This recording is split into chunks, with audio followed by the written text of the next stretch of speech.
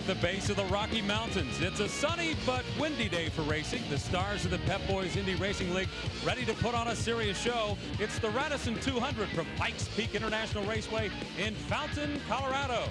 Good afternoon, everyone, and welcome. I'm Dave Calabro. We've reached the midway point of the season and kind of a change of pace for the drivers. After two races back-to-back on super speedways, it's now the 1 mile oval hill. Very flat track. Jack Arute joins me now. 2 weeks ago, a fantastic show at Texas. Hey, Dave, not only was it fantastic, but 88,000 fans got to witness it. As Scott Goodyear erased the disappointment of the Indianapolis 500 and replaced it with a euphoric victory for he and his Pennzoil Panther pack. But the most important fact was the fact that it vaulted him ahead of Jeff Ward in the chase for the championship. Ward finished 18th, his first non-podium finish of 1999. And it sets up an interesting battle today. Both start mid-pack, 14th for Goodyear and 18th for Ward. Both drivers have set as a goal for 99 the $1 million Pep Boys IRL title.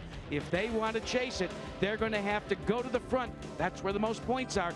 They want to get better than Dismore, Boat, Cheever, and the rest. In order to do that, they will have to go to the front quickly. Now, joining us as always is the two-time Indianapolis 500 champion. And Ari, Pikes Peak is one different racetrack. It's a very difficult racetrack. It's a 1 mile oval without any straightaway hardly, about 300 yards of real straightaway. That means that the drivers spend a lot of time in the turns and they're really overloading that right rear tire. It's key for the teams to manage that right rear tire by adding, for instance, more downforce to the car. And yesterday during qualifying, Greg Ray, the pole winner, didn't have that much downforce because he only needed to run 2 laps. Today they have to run a stint of about 60 to 65 laps. He put it on the pole yesterday with a great speed, and alongside him is points leader, Rookie of the Year, John Hollinsworth, for his first front row start. And now it's time for the CD2 pit report. Here's Vince Welsh. He's been one of the dominant cars in qualifying throughout the course of the season and is coming off a second-place finish at Texas, but Greg, still no victory. How do you get it today? Well, you know, I tell you, this Glidden Team Menard group's been doing a great job all year long, and we feel like we've been on the verge of victory all year long. And you know, after Indy kind of popped our bubble, and we geared ourselves back up and went to Texas and had a good second-place finish. And you know, really now it's all about the championship, and we're 8th in points, which is a good vault after Texas. And you know, really, we're not really. We'd love to win a bunch of races this year and starting today, but you know, I think we've kind of changed our philosophies just to go out there and do the best job you can and don't put too much pressure on yourself to win. And if you do all the right things at the right time, the wins will come. So you know, this Team Menard is looking good today. Greg Ray, he'll charge from the pole today. Now let's go to Calvin Fish with a driver who's experienced a variety of victories. Yes, indeed. Kenny Brack has 4 IRL victories, including he won here last year at Pikes Peak International Raceway. And Kenny, race setup is so critical here at this racetrack. We saw you fastest in practice, fastest in the warm-up, yet you start 13th. Can you take it to the front today? Who knows? We'll have to wait and see what the conditions do. But we've been focusing on race setup and qualifying. I don't really care about it because if you have a good race car, you'll take it to the front. But we don't know if we have, but we think we have a good setup. As Ari alluded to, a high downforce setup may be the key today, and AJ and the power team feel they have a good race car for Kenny Brack. Now time to take a look at the starting lineup for the Radisson 200. Here's Jack and Ari.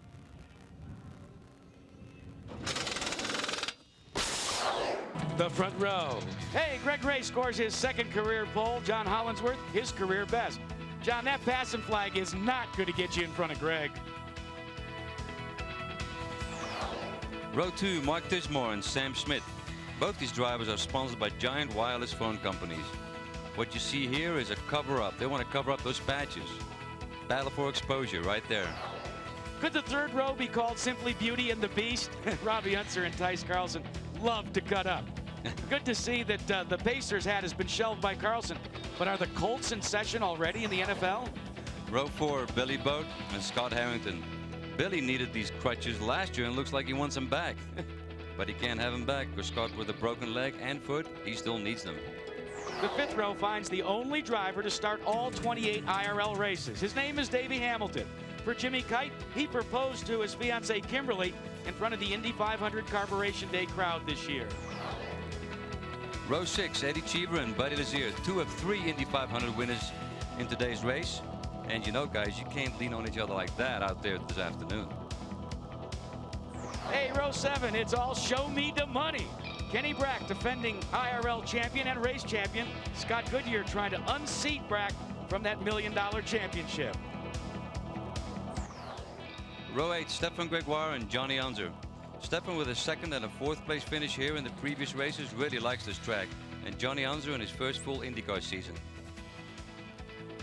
Here's the 9th row.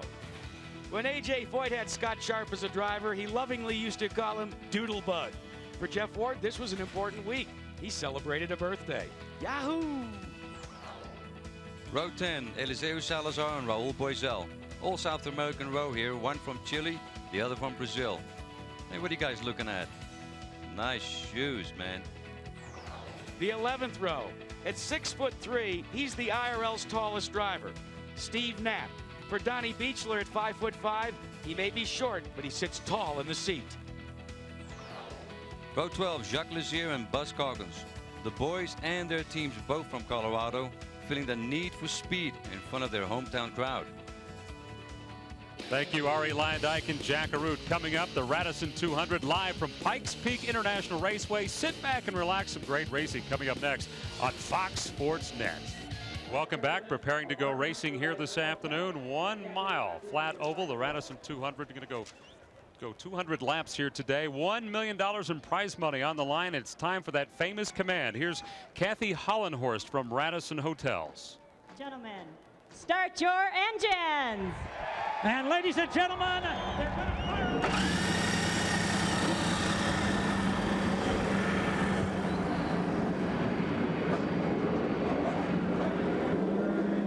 The engine's now coming to life. There's Greg Ray, who will start on the pole today after his great run yesterday, 176 miles an hour. Let's give you the Rain-X weather report. Conditions today, 89 degrees, the humidity low, 30%, and the winds, that could be an issue here today. 20 to 25 miles an hour, kind of gusty, 89 degrees. The track surface right now at 117 degrees. Now, let's give you the race analysis here. 200 laps, 200 miles. Fuel window, Jack? Well, 60 to 70 laps, but that could slide even farther forward. You can do it on 2 stops here. Remember, you get 2 miles to the gallon under green flag conditions. Some drivers, like last year, Kenny Breck, you can stretch it to 8.0 miles per gallon under yellow, so you'll have to watch that. That will be fun to watch today. Now it's time for the Pro Start Battery keys to the race. And Ari, you have 3 very important keys today. Well, first of all, we have a big chance to get a new IRL winner, first-time winner here. Greg Ray is one of them. Jeff Ward is one of them. Sam Smith is one of them. We have about 6 guys that have a chance to win here, 7 guys maybe. The high altitude reduces downforce for the car, so a team have to find a way to make up for that. Obviously, they can add rear wing to it, but there's only so much you can add. Rush hour traffic, they're going to have a lot of traffic here with the first half of the field within about a half a second or 4/10 of a second. You know it's going to be a busy place out there, and your car needs to handle, you know, in traffic. All right, it's the Pro Start Battery keys to the race. Now, let's take a look at this race course, Ari. As I said earlier, there's not much straightaway. We just have this part that goes straight, about 300 yards. Other than that, you're always in the turns. This is a very long turn. It just keeps going on forever and ever, putting a lot of load on that right rear tire. Speeds, about 185 miles an hour there. That's the fastest part of the racetrack, but I don't think they'll reach those speeds today because that was in qualifying yesterday. And the speeds will be about 10 miles an hour slower than in yesterday's qualifying because the teams have added downforce, more fuel, of course, and tire wear is the key. And for your enjoyment today, we have 6 in-car cameras. This will be fun to watch. First off, the MCI WorldCom machine, starting 3rd, Mark Dismore. Also on board today, we will have exciting action from the Sprint PCS car for Sam Schmidt. He goes to post position number 4. Yeah, Ari, no cheering for him, by the way. Buddy Lazier, car 91, row 6 on the outside. Delta Faucet Coors Light, the sponsor. Defending champion will ride along with Kenny Breck today in the power team entry from A.J. Foyt's stable. He hopes to convert that 13th starting spot to a repeat victory. And this will be fun to watch. The series points leader, Scott Goodyear, the Pennzoil Panther machine, outside of row 7, trying to pick his way through traffic today. We'll also ride with Mark Dismore's teammate in the Delphi Automotive Special, Scott Sharp, starting back in 17th spot, but they said that they have worked on their race setup. They hope to go to the front quickly. It's a challenging 1 mile flat oval. The start coming up in just a couple of minutes, and Scott Sharp says he's ready for this fast track. We're closing in on the start. Let's go down to Calvin Fish for final thoughts. Big change in wind direction, guys. A severe headwind coming down the front straightaway. More significantly, it may affect the gearing going into turn 3. Scott Goodyear said he may run out of gear here in the race. All right, the start now, the field coming off of turn 3. The pace car leading the way, coming down low. We're expecting the green. The pace car comes off. Greg Ray brings the field through turn 4. On the outside, John Hollinsworth, the rookie. Green flag. And Greg Ray grabs the lead as expected. Ray sets the pace.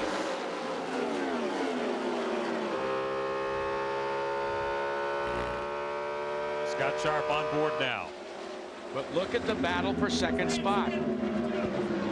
Got an accident coming out of turn 3 into turn 4. That'll be Billy Boat. That'll be Billy Boat. What a disappointment for the Harris Casino, number 14. And Tice Carlson involved too. Billy Boat and Tice Carlson. The tires, but it's loose right now. I don't know what it is, but the tires are still over. Now throughout the race you'll be hearing race radio. You can hear the teams communicating back to the pits. You're listening to Thomas Knapp talking to Greg Ray, and they were talking a little bit of concern about the tires getting some heat into them. Now both drivers are out of the car. That's Tice Carlson. We also saw Billy Boat climbing out of his machine. There's Billy Boat, that new Harris sponsor, wearing that, and you can see he's very upset about what happened here at AJ Foyt. Yes, go lead. This could be a meeting of the minds here with Tice Carlson and Billy Boat. Well, what they're going to do is they're going to take their mandatory trip now to the infield. Now there is camaraderie right there. That's sportsmanship. With emotions running that high and the adrenaline going, both of them go up, and the first thing they do is check to see that they're okay. I'll tell you what, I don't know if I could do that, whether it was my fault or not my fault. Well, we still don't know what he said to him. One is sitting in the back seat of that car, and one is sitting in the front seat. Maybe they wanted to separate them a little bit, but we'll have to look at a replay pretty soon to see what happened. Let's Here we reconstruct what happened. You want to... It looks like Tice was the one that actually started the spin. Boy, he got some air. Let's see if we can see a little more from the second shot here. Tice Carlson is already around, but boy, do you see just how high Carlson gets. And his head is right up there against the concrete retaining wall. And right over there, boy, you could see that the wing had come detached. Carlson looked as if he just lost it coming out of the corner there, going into turn 3. Let's go down to Calvin Fish. Greg Beck is the team manager for Tice. You just watched it on the monitor, Greg. What's your opinion of the situation on the racetrack? I really didn't get a good view of it, but it kind of looks like maybe Tice may have spun first. It's hard to say from the camera view. It's not real good, so that's really a guess right now. This team needs a break week in, week out. You're fast off the truck. You're always a factor in qualifying, but come race time, little things seem to bite you. Yeah, we're just we need a little luck. I'm not sure what happened right now, but you know, we'll come back and get them in Atlanta. Team Tires will be ready for Atlanta Motor Speedway in a few weeks, guys. Fellas, let me show you one important thing. There's a tire, there's a tire, over here is another tire, and you can't see it, but over there is another tire. The SWEM system worked admirably. All the tires remained restrained. Vince, let's check in with you. Well, AJ Foyt, obviously team owner for Billy Boat. AJ, any indication of what might have happened there? Well, it looked like the other car got in trouble first, but I'm not really for sure. You know, you're going to have racing accidents. I'm just ashamed that both cars, you know, crashed like that. But what can you say? You know, we had a good day in May, and everything I fill in. Just glad that nobody's hurt. Now that you move over to the Kenny Breck pit box, does that change the way you approach this race with Kenny? Well, not really. We're here with both cars, try to win with either car we can, and I work in a pit box with them, you know, both cars. So now we just got one car. Do you want an indication of what it's like to see an accident unfold in front of you? Watch right up in here.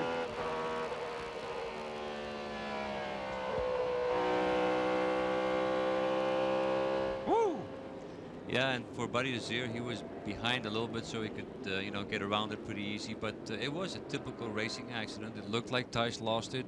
He collected Billy Boat on the way. Nothing Billy Boat could do. We're under yellow. We'll be back with more at Radisson 200.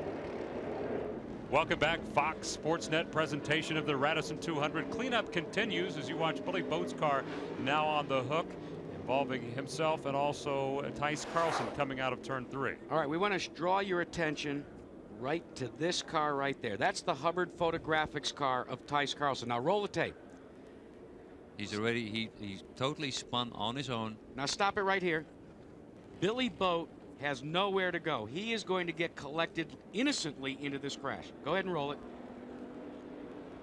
And he pins him up right there. Stop it right again. Billy Boat's car moves into Tice's car, and Tice's car is pinned between Billy and the wall, and that's what makes Tice's car almost go upside down. Very scary situation. You can see the under tray of that car. Let's check in with Vince Welch. Vince? You heard A.J. Foyt say that's racing. Sometimes you get caught up in someone else's accidents. Greg Beck, the engineer for Tice Carlson's car, had just told me before the race that they need a little luck. They felt as though they had a car that could contend for the victory today, but we've got to stay clean, and we need some luck. Very ironic that he's involved in an early race accident. Calvin Fish? Tire wear may definitely be a factor today. Team Menard, Tom Knapp, the crew chief, said they put a second scrub on all of their race tires. That means they do a few laps, just scuff the tires. They did that 2 times for Greg Ray. They hardens the tire, makes them more durable. They should be better on the long runs, guys. Well, you know, we're still cleaning up the track here, and it's going to take a couple of laps. But coming back to that accident, you know, for Billy Boat, it typically was a racing accident, but for Tice, it was a mistake on the first lap. 8 laps completed of the scheduled 200. The Radisson 200. We'll have more on Fox Sports Net.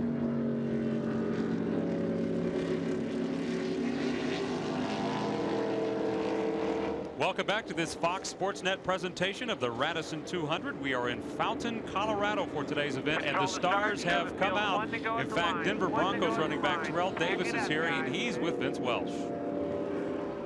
Fans may be used to seeing Jim Harbaugh and Terrell Davis on the football field, but not necessarily in pit lane. Terrell, welcome to the race. What are your thoughts so far? I'm having a good time today. Thank you. And you know, it's a game that, or it's a sport that I've kind of, you know, split the channels a little bit and watched it a little bit, but I haven't been a real big fan of it. But I'm starting to. You know, I came out here 2 years ago. I think I saw the Samsonite 200, and it was very interesting. It's kind of loud out here. I needed some earplugs, but other than that, I'm having a good time. Any interest in getting in one of these things and going 200 miles per hour? A little bit. There's a speed demon in me. I think I want to try it out. Well, if you wanted to, I'm sure we could work that out. Terrell Davis, Super Bowl MVP of the Denver Broncos. Yeah, he's having fun today. We're glad to have Terrell Davis here. Of course, he was the Super Bowl MVP 2 years ago. There's Buzz Calkins coming in for a pit stop under yellow. We're prepared to go back to the green as the pace car pulls off now, and Greg Ray will lead the field out of turn 4. The fans on their feet, and the restart on lap 11. This situation with the yellow flags, we had 9 laps on the yellow, will increase that fuel window for many teams, probably up to lap 80 or so. Made a lot of sense for a guy like Calkins, who was starting in the back of the pack anyways, to come in, top off the tank, get 35 gallons of methanol. They literally, if they get a few more, they could try and make it in one stop.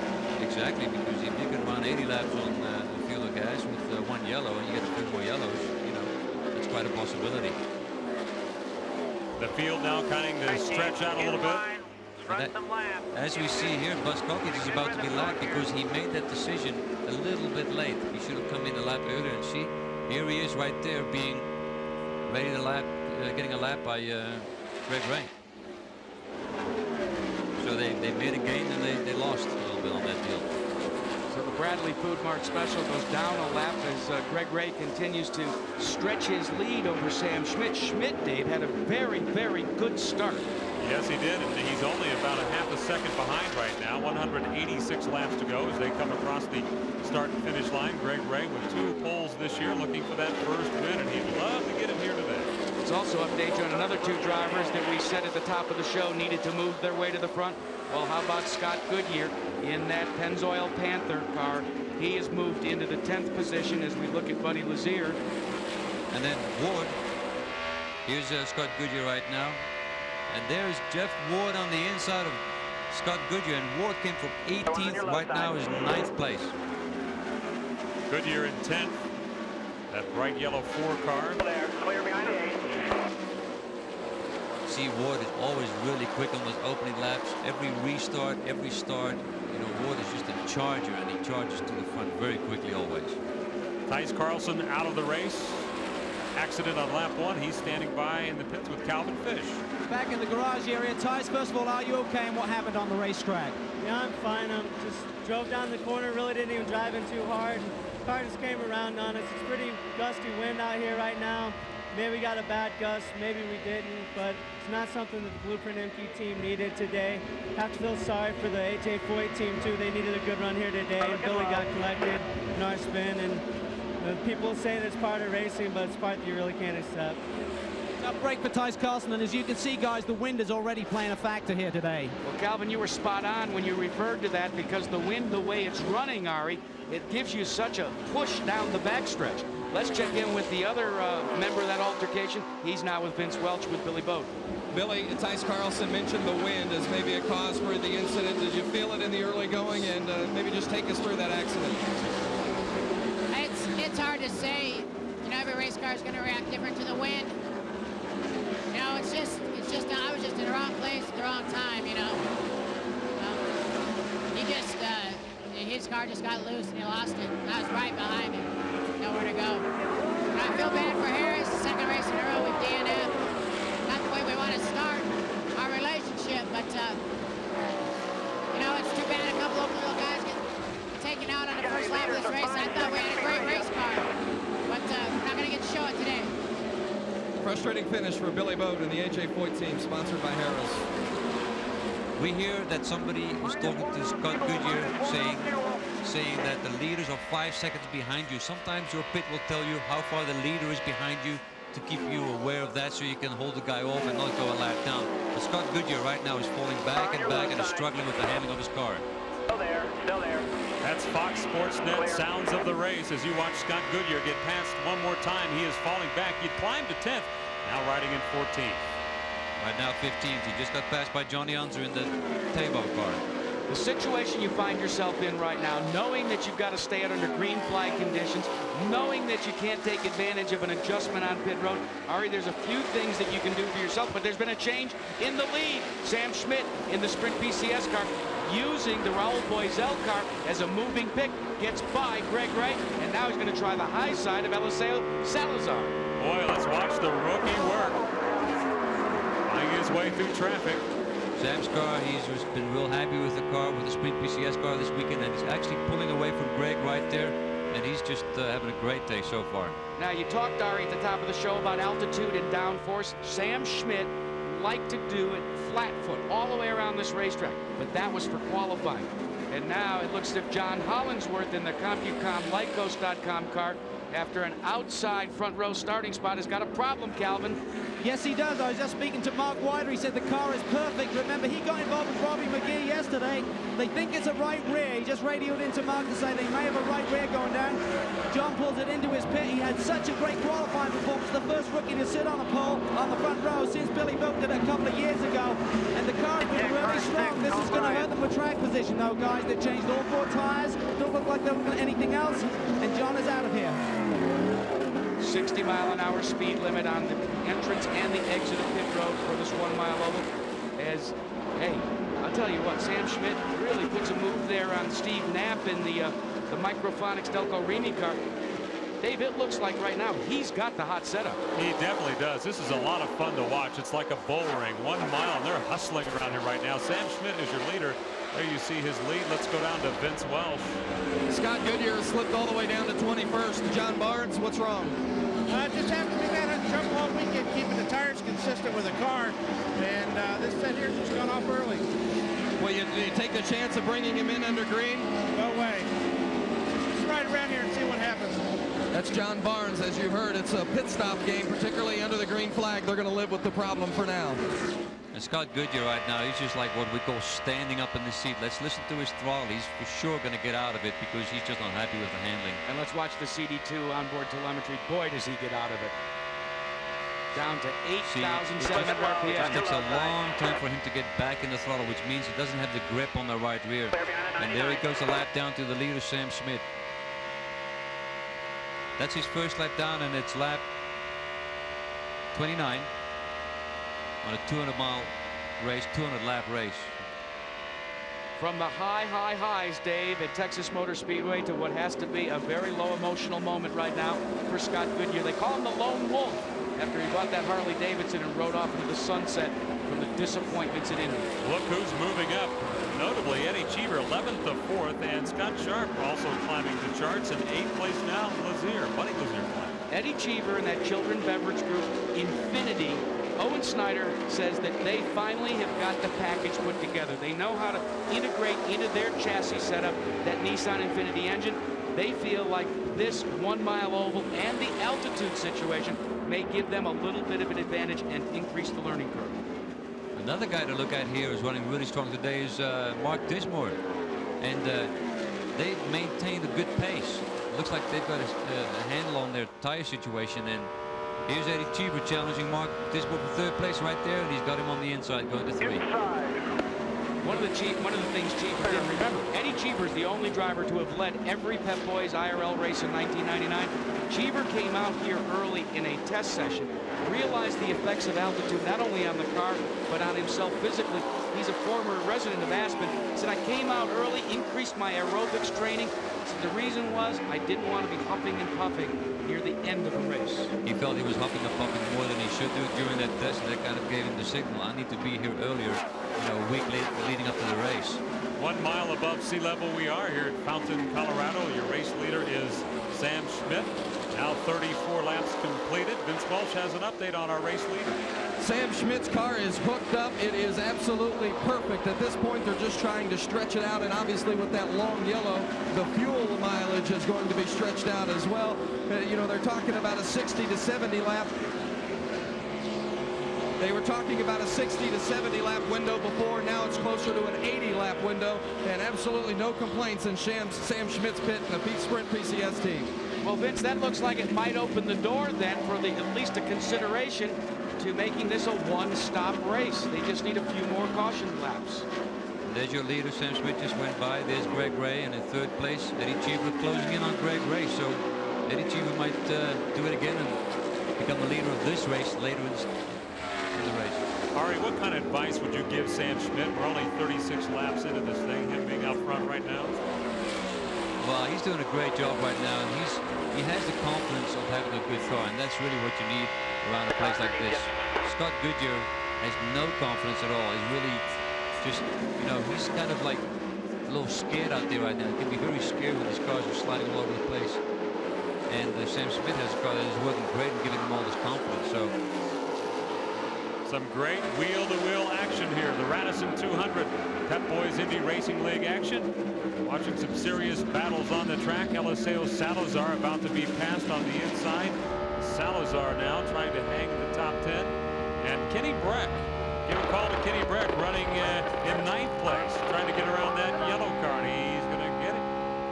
Did you see that wiggle? Did you see the wiggle on Scott Goodyear's car when he ran struggling? The car is so loose for him. He cannot touch the throttle. He cannot even look at it, and that's a big problem. He just can't wait for a yellow. Well, he's getting bounced all around. Mark Dismore. Dismore, 5th place, 7 seconds behind the leader. NCI WorldCom. Kelly Racing out of Fort Wayne, Indiana. And give a call to Harrington. The call you've got to make is the man that has a broken foot, a broken right leg, Scott Harrington, in the Certainty Building Product Special. And Calvin, he is doing one whale of a job in that Darrell Soppe tuned machine. He really is, Jack. He's having a great run. The car is perfect. There is some concern, though. He has problems with his legs, a couple of broken bones, concerns under the pit stops. He has to hold the clutch down for a long time. Also, during that yellow caution period, the engine wanted to die. That may exaggerate that problem. Yeah, if I was Scott, I would just come into the pit and pop it into neutral, and at the last moment, put it into first gear and take your time. It's better to have a long pit stop than a stalled car. But did you see how quickly he had gone from way in the back, in the back 10, all the way up to running the 4th spot? Just incredible. It's a great race, shaking out, 42 laps completed, and your leader is Sam Schmidt. He'll be coming in for a pit. We'll have it next on Fox Sports Network. Welcome back. Tune in to Fox Sports News Primetime. Tonight at 10 o'clock, hosts Keith Olbermann and Kevin Frazier bring you all the day's scores, highlights, and breaking stories tonight on Fox Sports Net. Watching the Radisson 200, riding on board now with the race leader. Sam Schmidt is hooked up, and he's 49 laps into this, and Mr. Unser is having a great run, too. Boy, indeed he is. His only appearance here before this race was last year, where he finished in 12th spot. No stranger to Pikes Peak, but more to the Pikes Peak mountain climb than the 1 mile oval here. John King said this car is really adjusted to the altitude change very nicely. They've made quick changes to it, but they did a trick, Ari, to try and get Robbie to run a little faster in qualifying. They made him run the whole Friday practice session with a full 35 gallons of methanol. They didn't tell him. All of a sudden, he got in the car to qualify and says, wow, this thing's a rocket ship. Battle for 4th position also beginning to shape up between Scott Harrington right here and this guy. That's Buddy Lazier. Buddy Lazier had actually passed Robbie Unser just before this during the break, because Buddy was running at 6. He moved past Robbie Unser. Now he's looking at Scott Harrington. So Buddy's having a great run today. A typical run for him where he's always hooked up in the race. Did you hear that? That sound that we heard at the end of that back straightaway was the rev limiter. Not to be concerned, the limiter can come on for a short period of time, especially in a place where you're going to decelerate, because it slows the car down automatically anyway. Yeah, it slows the car down a little bit. It's like pulling the handbrake a little bit. But, you know, most of the drivers are going to have that today because the wind is pushing them into turn 3. And that's where you're going to hit the rev limit a little bit. You know, for sure, they're not going to hit it going into 1, going in against the wind. So a lot of traffic on the front straightaway here. There's Buddy Lazier outside of Scott Harrington. And that is a pass 4 position. Harrington in the 4th spot, about to lose it to Buddy Lazier. Lazier making the run in the Coors Light Hemmelgarn Delta Faucet entry. And he's talked all week how he would love to win here in the home state. He has a lot of fans here. Of course, the sponsors based in this state. Sam Schmidt up front. There you see Greg Ray in the left corner right there. Ray now 2.7 seconds behind as we watch racing for 2nd and 3rd. Let's go down to Calvin Fish for an update. Quick update on Buddy Lazier. He says the car is very good. Other than when he catches a gust of wind in 3, it loosens the car up. Update on number 2 position, Greg Ray. His fuel window is now up to lap 75, so it definitely looks like a 2-stopper if they go green, guys. But I've got to tell you right now, as we rode on board there for a second with Buddy Lazier, the man that should get the award thus far is in 4th spot, right up there, and that is Scott Harrington. They call him Herringbone, and that's not the case right now, Vince, but he is having one whale of a ride, crutches and all.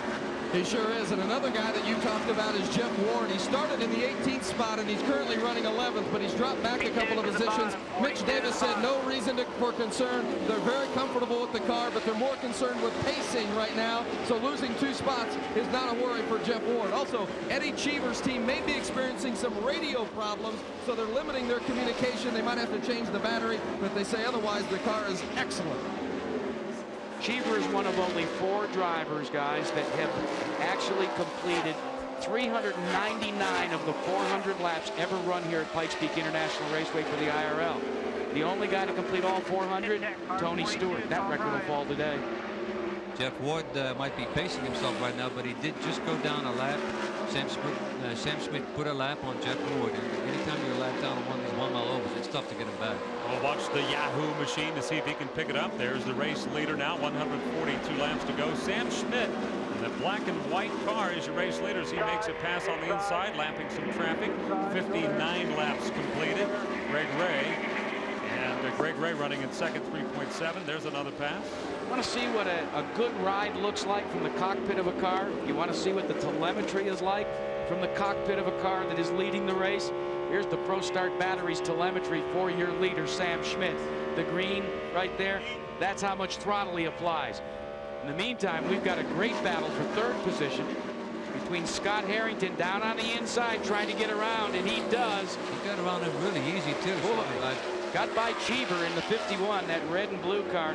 And Harrington, somebody has put a fire in the cockpit of Harrington's car because he is going to the front. Maybe he should drive with a broken leg more often or something. He seems to be adjusting quite well today. Well, any guy that has as much bad luck as Scott Harrington has had, you know, once you're running in a good position like he is today, it just fires him up. He's fired up in that car, and he's feeling very good about himself. Harrington landed Certainty Building Products at the Indianapolis Motor Speedway as a sponsor for not only this year, but for future years. And he said it took a lot of the pressure off of him, not as a driver, but as someone has to go out and raise funds. He said, now I can sit down and I can concentrate about sitting at the keyboard of the car and thinking about what I need to do to improve my driving. Well, being an owner and running the team and finding the money and just having to arrange everything, it takes so much focus away from the actual driving that it becomes a almost impossible. So that's a load off his shoulders, which is a big load. My dad once said, if you're an owner and a driver, you can only be a good owner. Watching it battle for 4th and 5th. Right now, Cheever is 4th. That's the children's beverage car right there, followed closely by Buddy Lazier. Lazier now 4.5 seconds off the race pace for the lead. That's Sam Schmidt up front right now. Looks like Buddy Lazier is really closing in as Cheever works the inside of Salazar in the Nienhaus entry. And Cheever, tries to close back in there and go to the inside while Lazier rides the high side in the Coors Light number 91. He lost a little bit of time on that run there. Now that's John Hollinsworth right there that they just put a lap down as Lazier closed to within 2 or 3 car lengths, but that race traffic lengthened the advantage for Eddie Cheever and gave him a little breathing room. And there's a lot of traffic out there today. I was going to say, Ari, at a 1 mile track like this, you come up on people in a hurry, don't you? Well, you come up on them on a hurry if they're a bunch slower anyways, but sometimes you can't just, especially today with the wind, the way the wind is blowing, you can't use every part of the racetrack like you could do on other days. All right, 66 laps completed here on Fox Sports Net. The Radisson 200. Here are the leaders. We'll be back.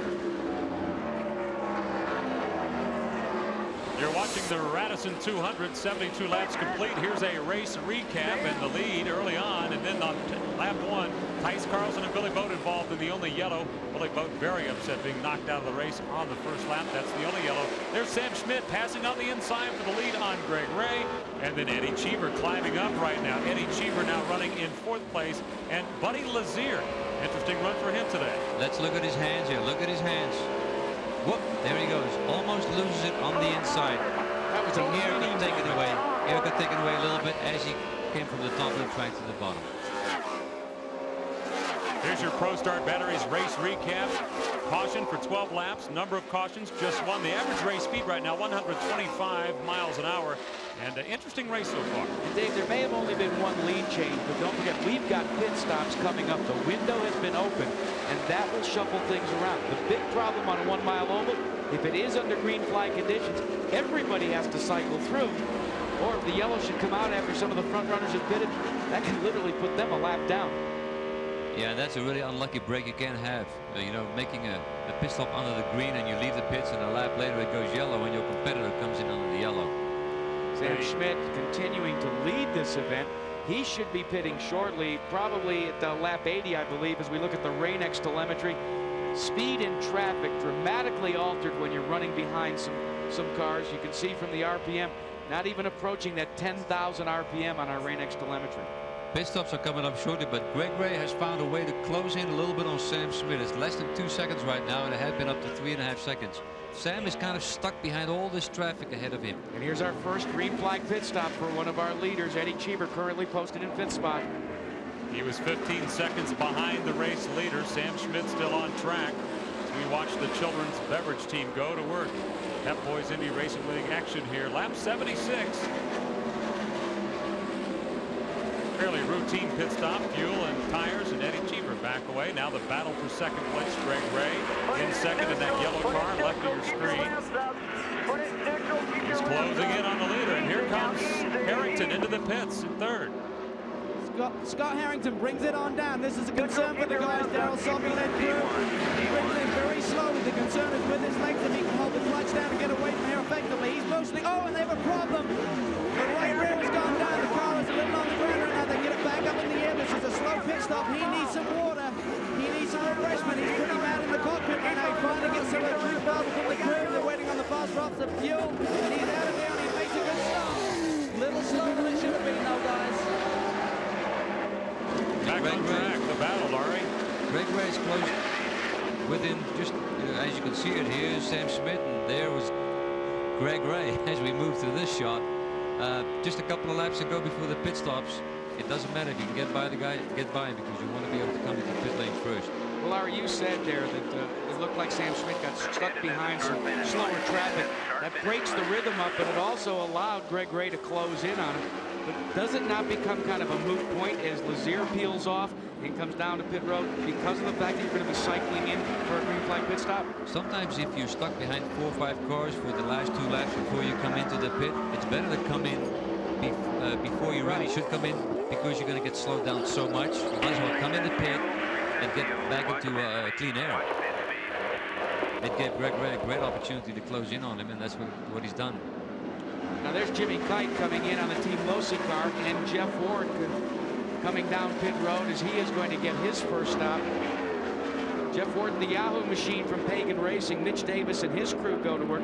Now we should watch to see if they make any sort of a chassis adjustment, because Ward had run to the front, and there you see right there they are making a wing adjustment on the right front. They did well, and there's a problem. Mark Dismore in the MCI WorldCom car has been turned around as he pulled down on the pit road.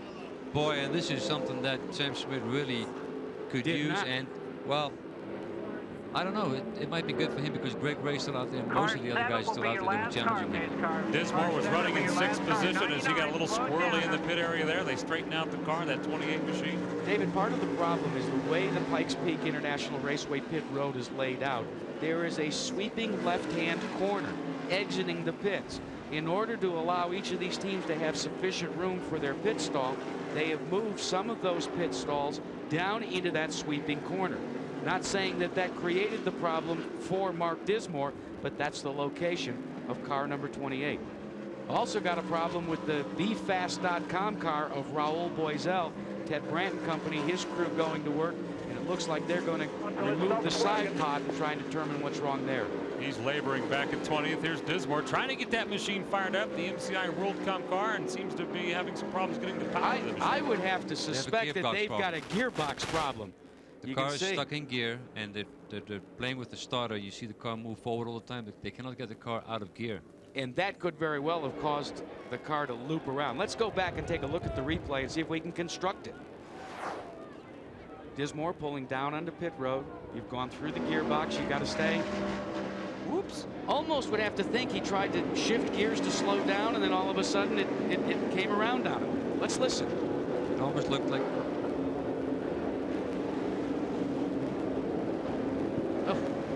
It's kind of hard to say what happened. It looked like it went down a gear, and he tried to get out of gear, and it just couldn't come out of gear. All right, we're still under yellow. 85 laps completed of 200s here today, and Sam Schmidt is your race leader. Sam Schmidt, Raul Boisel rolling back out, but he's laboring back at 21st position right now. And every so often you'll be hearing communication from the drivers back to the pit area, talking to their mechanics as they update the conditions on a gorgeous afternoon here in Fountain, Colorado, Pep Boys Indy Racing League. Sam Schmidt's lead now just under a second to Greg Ray. Is going to have a chance to close in under yellow here, Look baby. out, because here come the leaders, Sam Schmidt and Greg Ray. Choreographed ballet, Calvin. Well, Greg Ray brings it in right behind leader Sam Schmidt, and he will be looking for just a tire pressure adjustment on the car. No wing adjustment is what Tom Knapp said. He takes a quick refreshment drink from his bottle. And an update there on Scott Harrington. Remember, he had no conditioning guy. He had 2 weeks in the bed, and that may be a factor for him in this race today. Well, we watched Sam Schmidt's crew, and they went to work and made a chassis adjustment on the front wing. And boy, there's a drag race coming out of pit road. Let's check in with Vince Welch. Made took 2 turns out of the front wing, and that yellow came right on time for Sam Schmidt, because they needed to come in at lap 90 or sooner. And the yellow obviously was perfect timing for Sam Schmidt coming off his first podium finish at Texas. They say the car is great other than the little adjustment they made in the front wing. Otherwise, they're very happy with their run so far, and why not? They're in the lead. So, Ari, you complete your pit stop, you look in the rearview mirror, and all of a sudden you see Greg Ray closing on the outside saying, hey, it's going to be my spot. What goes through your mind pulling back out on pit road? I don't know what happened leaving the pits there for Sam Schmidt, but he got out of the pits a little slow, a little bit of a hesitation, and then when he came around the corner just before the blend line, he was beaten to the blend line by Greg Ray. So now Sam Schmidt is back at the 2nd place. That's right. Greg Ray takes over the lead here, and Greg Ray, Sam Schmidt, Hamilton. Here's the pit summary in and out. Schmidt went in first and came out second. And Greg Ray takes over the lead. Look at Unser having a great run. Robbie Unser holding on to his 3rd position, and Hamilton also in the top 5. The guy that really lost out, who had just made a pit stop before that yellow came out, was Eddie Cheever. Eddie Cheever is a lap behind right now in 5th place. That's because Sam was able to pit under the yellow. They put a lap on Cheever while he was pitting under the green. Yellow comes out. Sam goes in the pit, and they're a lap ahead. Him and Greg Ray. Boy, tough break for the MCI WorldCom car. Mark Dismore has dropped out of the race. We've got some late breaking news on John Hollinsworth. Let's check in with Calvin Fish. Well, the car just went incredibly loose, Jack. They thought it was a right rear tire go down when he came in, and they changed tires. They checked the pressure, no problem there. And he was just trying to stay out of everyone's way until they got a caution, and they made some adjustments here. Mark White is a little concerned as to why the handling has gone away. They haven't had a loose condition all weekend long. This is something that happens on 1 mile ovals. You'll have a car that handles so bad, gets so loose, you think you'll have a flat tire. You come in, and to your great disappointment, they'll tell you, no, you didn't have a flat tire, and then you know you're in trouble for the rest of the day. That's an interesting point there. After 88 of 200 laps, Greg Ray, Glidden Menard is your leader. Under yellow, Sam Schmidt is second. Davey Hamilton has climbed up to 3, and Unser is 4th. Next time around, we're going to go back to green. Davey Hamilton took advantage of some quick action by the Spinal Conquest Gallus team. That put him into that 3rd position. Stefan Gregoire in the Mex Mill Tokheim car, solidly in the top 10. He's got a 2nd and a 4th. They asked Dick Simon, what does he want Gregoire to do today? He says, well, we'll take either 1st or 3rd. Boy, don't get greedy, huh? Here we go. The pace car pulls off. We're going to go back to green here, lap 89 as the green comes out. Green flag. Now the race leaders are going to have to shuffle through some serious traffic now. Sam Schmidt is looking good there. Right behind Greg Ray. He's going to challenge him. Let's have a look at that. Greg Ray on the inside of Raul Boisel, and there's Sam following him right through. Boy, Boisel is having a terrible day. Just doesn't seem as if that team has been able to get their problem straightened out. From the Brandt Racing Be Fast Shopper number 3, and Boisel already several laps down. American Racing Wheels sponsoring the telemetry here. There you see the speed, RPM, and watch him on the throttle. You know, Scott Goodyear, our points leader, is having a terrible day as well. And sometimes that's the way it goes. You can't get the car to handle on a 1 mile oval like this. This is a very difficult track to get it to work. Once you have it working, you're flying like these 2 guys here. Mark Dismore is behind the wall with Vince Welsh. Obviously a very disappointed Mark Dismore. I know, Mark, they're taking parts off the backup car to put on your car, but for all intents and purposes, no chance for victory today. What happened? I lost my brakes, and when I came in, I was pumping them, and finally the back brakes locked up, and I slid into the wall. But, then we went to go back out, and the gearbox was locked in. I mean, it's like, well, I think it's a clutch. But they're going to try to fix it. We're going to try to get out and get some points. We'll look for Mark Dismore back out on, but it's not going to be a good finish for this Team Kelly driver today. Boy, Dismore is on one of those seesaw seasons. Some days it's good, some days it's bad. Steve Knapp in the Microphonics Delco Remy number 35 for ISM Racing. Looks like a problem on his car. He is slowing down dramatically. He was posted in the 11th position before this problem fell on his team. Hear him barking on the radio. There's the race leader up front, the bright yellow machine of Greg Ray. 94 laps completed, and the Sam Schmidt challenging. He's a half a second behind. There's Greg Ray's run so far today in the Radisson 200. And we're about to the halfway point. We hope you'll kick back, relax, and watch the rest of the race. We'll be back with more here on Fox Sports Network. We're back. Radisson 200 at the halfway point, and Sam Schmidt is the race leader now. 7 cars on the lead lap. Greg Ray in second, and we're going to give you a little replay of the pass he made. We're back to take a look at how Sam Schmidt. There's a little bit of traffic there in front of Greg Ray. Held him up a little bit. Got a good run coming off of 4. Sam on the outside and maintaining that pace. And that pass came at a time that was very financially rewarding for Sam Schmidt. Firestone pays $10,000 for the first at 99 to commemorate their 99 years in building tires. Old car number 99. Cha-ching! And he learned it from a money miser over here, Ari Landak. Ari taught him those moves. You know what? Sam didn't just pass him because he got held up by traffic. Sam passed him because he is faster right now. He's pulling away a little bit from Greg Ray. And here's Davey Hamilton with a great run in 3rd place. Davey Hamilton is one of these drivers, as we alluded to. All 28 IRL races have found a Davey Hamilton in the field. And we've got an update on Davey Hamilton from pit road. Davey Hamilton led 38 laps here last year, and that was his goal, to get to the front again today. They were loose early on, but they corrected that at the first pit stop, and the yellow came in right on time, allowing them to come in and make those adjustments because they were going to have to pit on the under green.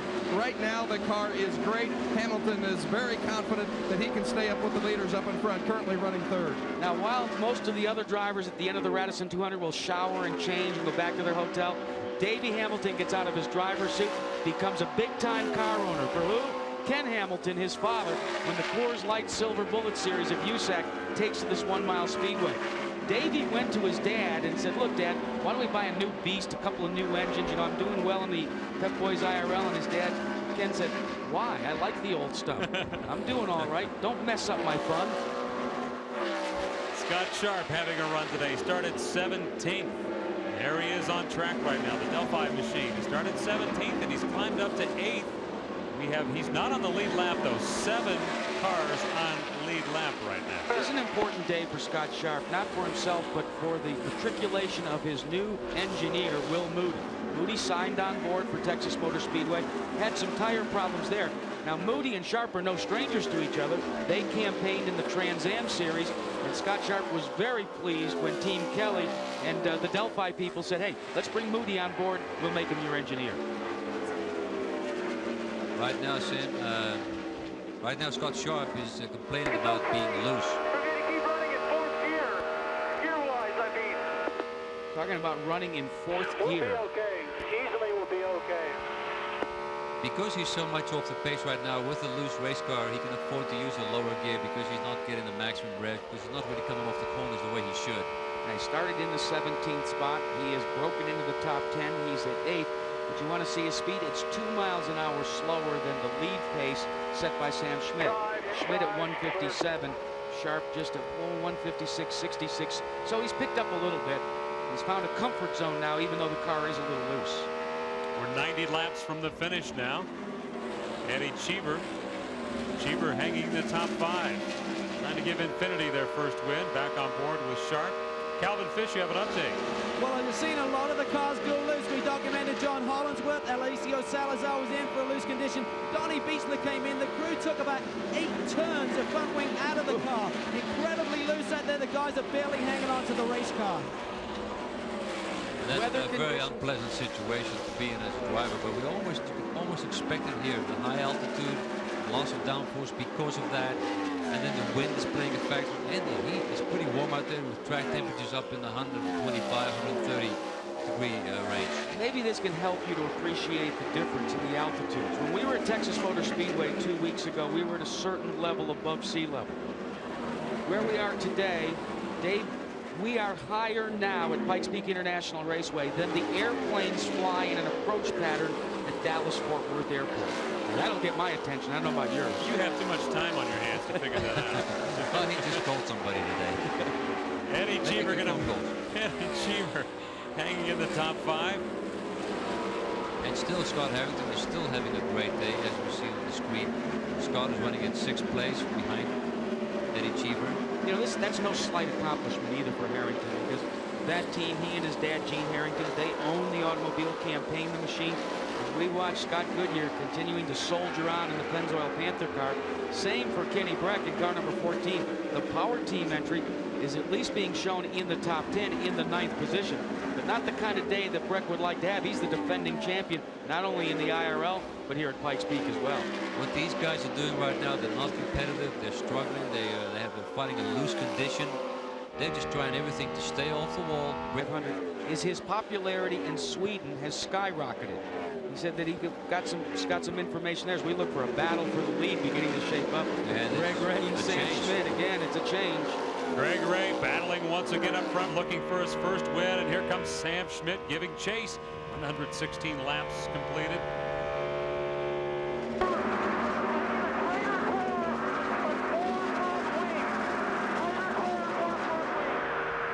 Listening to communication from Greg Ray, talking to his crew in the pit. Talking about wanting more front wing, Ari. Well, here's a guy who's not loose today, and I'm not sure if that was Greg Ray.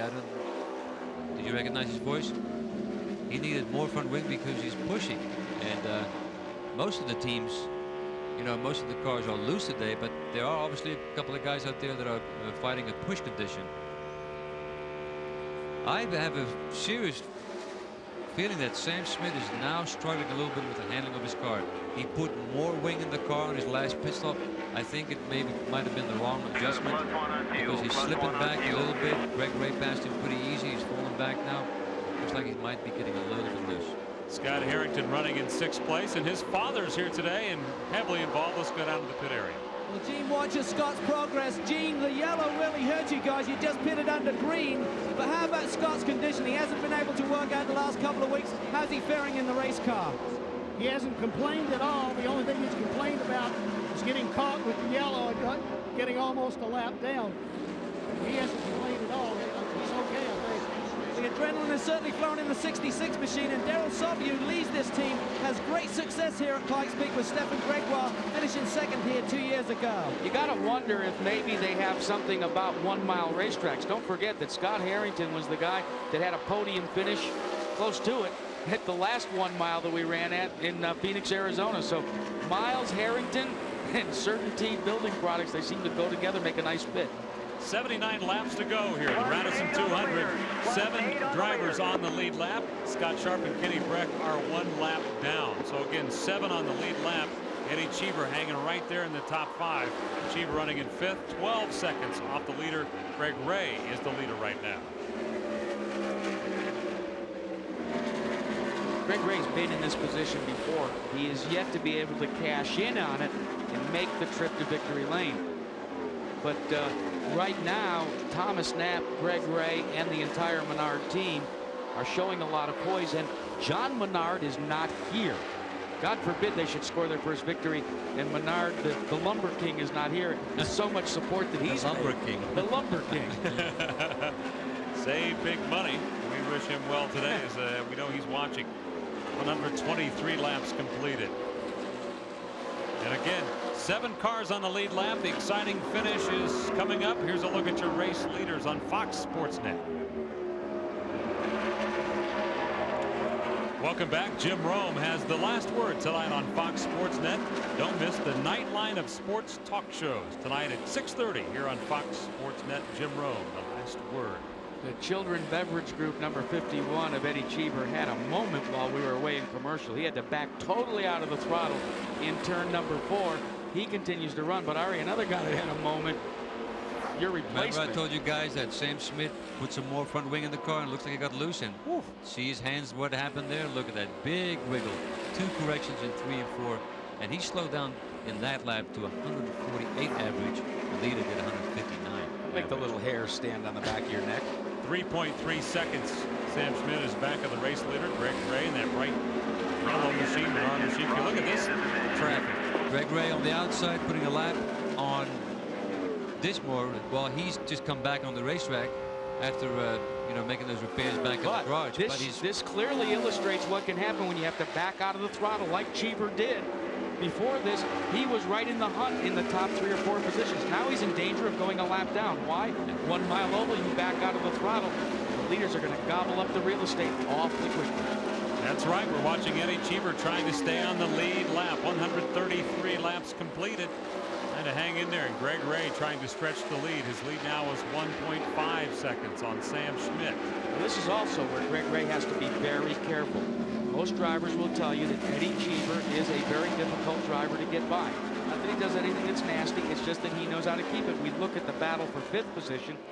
Buddy Lazier finds 5th, being given way to young Robbie Unser. Unser in the Petromali machine right there. And that's all that Buddy Lazier, as we watch Buddy Lazier's hands here.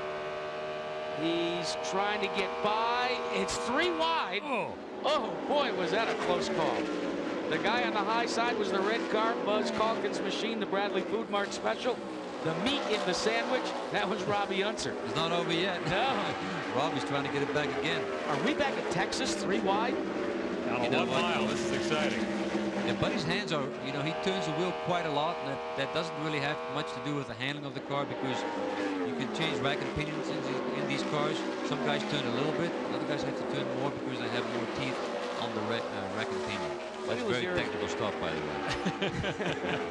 Buddy Lazier has always been one, too, that instead of the 10 and 2 position that they teach you in driving school, he likes to move them around a little bit, and Buddy likes to exercise his hands as well.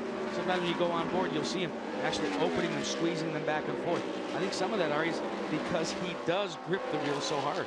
No, he did that especially after his accident that he had in Phoenix in 1996 with his lower back, when he broke his lower back. It actually started, his hands would go a little numb. He was always exercising them in the yellows. Well, he was doing it again today, so obviously the result of that crash where he broke his back still haunts him. Let's go down to the pits now with Vince Welsh. Robbie Unser, as you saw that great battle with Buddy Lazier. Unser, I just spoke with Bobby Unser a moment ago, and he said the car's been terrific. They've not made a single adjustment to this machine all day long. So if it continues to run this well, look for Robbie Unser to be a factor in the end. You know, I've got to make an apology to John King, the team manager for the Petro Mali Robbie Unser car. At Texas Motor Speedway, we circled him and said he was the man on the right front that waved Robbie out. John came to me and said, look, I've got white hair. The guy that was there's got white hair. I'm too old to go over the wall. Haven't been over the wall for 4 years. Wasn't me. I said, hey, you looked an awful lot like you. Watching Robbie Unser. Robbie Unser trying to hang in there with 60 laps to go. He really liked to win here. He knows how to win in this state. He's done his share of winning at Pikes Peak. Battle for third, Davey Hamilton in third, and Harrington driving with some broken bones in that car, giving chase. The bright orange car, Davey Hamilton, followed by the Certainteed machine, and Harrington's going to challenge on the backstretch. He's got Beautiful move. You know, and looking at how easy he passed him tells me that now Davey Hamilton is a victim of a bad handling car. And you're going to see him drop back. And you know, we talk about how much fun these guys are having. There's really maybe two guys that are really having a lot of fun because everybody seems to be having a little bit of a problem with their handling of the car. Talk about having fun. Buddy Lazier trying to put a lap on the next mill car of Stefan Gregoire. And Ron Hemmelgarn is the owner of this car, Calvin Fish. Ron has the handling on Buddy's car. We see him really working the wheel very hard through the turns. Well, the car is handling pretty good. He's pretty well balanced now. He feels pretty good. He's just basically picking off traffic right now, so he's pretty happy. I think we got a car that can go all the way, and I think if it wasn't for that yellow before, I think we'd be in the lead. These long green flag periods, how is the tire wear? 75, 85 laps. Can you make it to really maximize it and just do a splash at the end? I think so. I think we can. Okay, well, these guys are confident that maybe Goodyear can get their fifth one here today, but that Firestone that front with Greg Ray is looking really strong. Buddy Lazier running in fifth position. Fifth position for Lazier.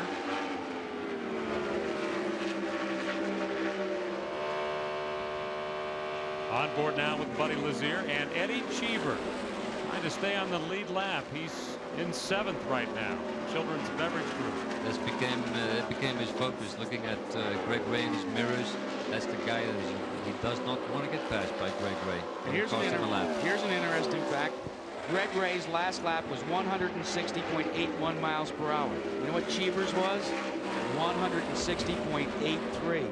Giddy up, Eddie, because you're about to go a lap down. Yeah. He was the fastest lap that last time by.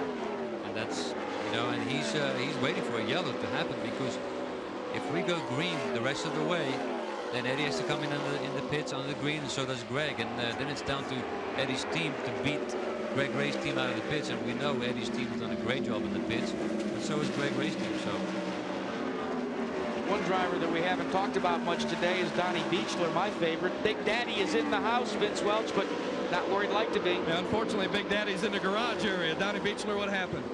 Well, we got behind the 8-ball when we crashed yesterday, and we never really got the car where it should have been. We had a push earlier in the race, and it just kind of magnified. I pulled in one pit stop to change it, and I think we went too far, and the car got loose again, and it just wasn't worth risking everybody else out there in my car, so we elected to pull in. We'll look forward to seeing Donnie Beechler in Atlanta, but for now, he's done. You know, another driver that we're missing today is Robbie McGee in the Energizer Batteries car. He had a problem in last practice as Eddie Cheever does pull onto pit road. And the Owen Snyder led through. There's Owen right there making the work very short on the right front. Now you see what Owen does? Owen runs across the bow of the car, and he is the one that officially lets Cheever come back out. while another guy on the other side of the wall keys the radio and says either go or don't go. Watching a battle now for second place. To your left of your screen is Sam Schmidt and Scott Harrington. 7 seconds back of the race leader. Harrington now will try to use some lap traffic. Looking out the back now. And this is Harrington trying to challenge Sam Schmidt. That lap car is Buzz Calkins, and that's providing the opportunity for Harrington. Scott Harrington gets by Schmidt, works to the inside now of that car, number 12, the Bradley Motorsports machine for Calkins. And he has moved himself into a podium-paying position. Third spot for Harrington. Second spot. Yeah. I know better than that. Yeah, but you know, what Sam is fighting right now is an ill-handling car. It looks like it's getting a little loose, and he can't really go into the corner aggressively behind a back marker like Buzz Calkins. And it costs him positions here. You know, one man that we're missing here today, Herb Porter from Speedway Automotive. We call him Herbie Horsepower. He passed away at the age of 84 years old after being involved in a pre-Indy 500 accident on the highway. All of us are going to miss Herbie. We wish he and his family well.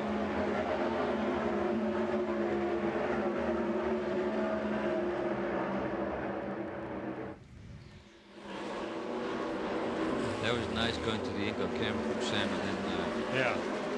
Too bad it was such an easy pass. What are we missing, guys? I mean, let's look and see. I've been looking too. I think we're doing all right so far. Kenny Breck's in the top 7. We got 5 guys on the lead lap. I need to reset here real quick. There's your keys. Potential new winners. You've got Ray and Harrington. Well, you've got Schmidt the top 4 and guys. Hamilton. Top 4 guys.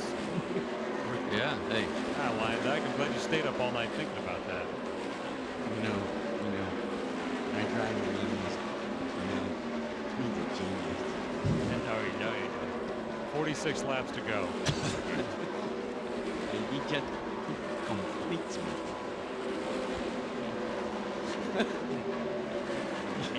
You're doing it a display like you did up there before we were getting dressed. You complete us.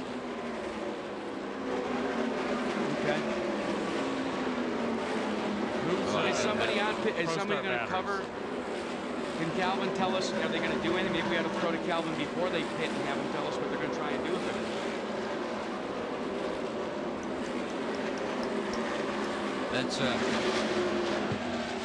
Let's update. Yeah, I mean, Greg Ray should be in about 8-9 laps. Harrington's in his pit window. He may be in before that, so we're going to hang by Harrington but try not to miss Ray. Ray's very happy with the balance of the race car. No handling problems. Okay.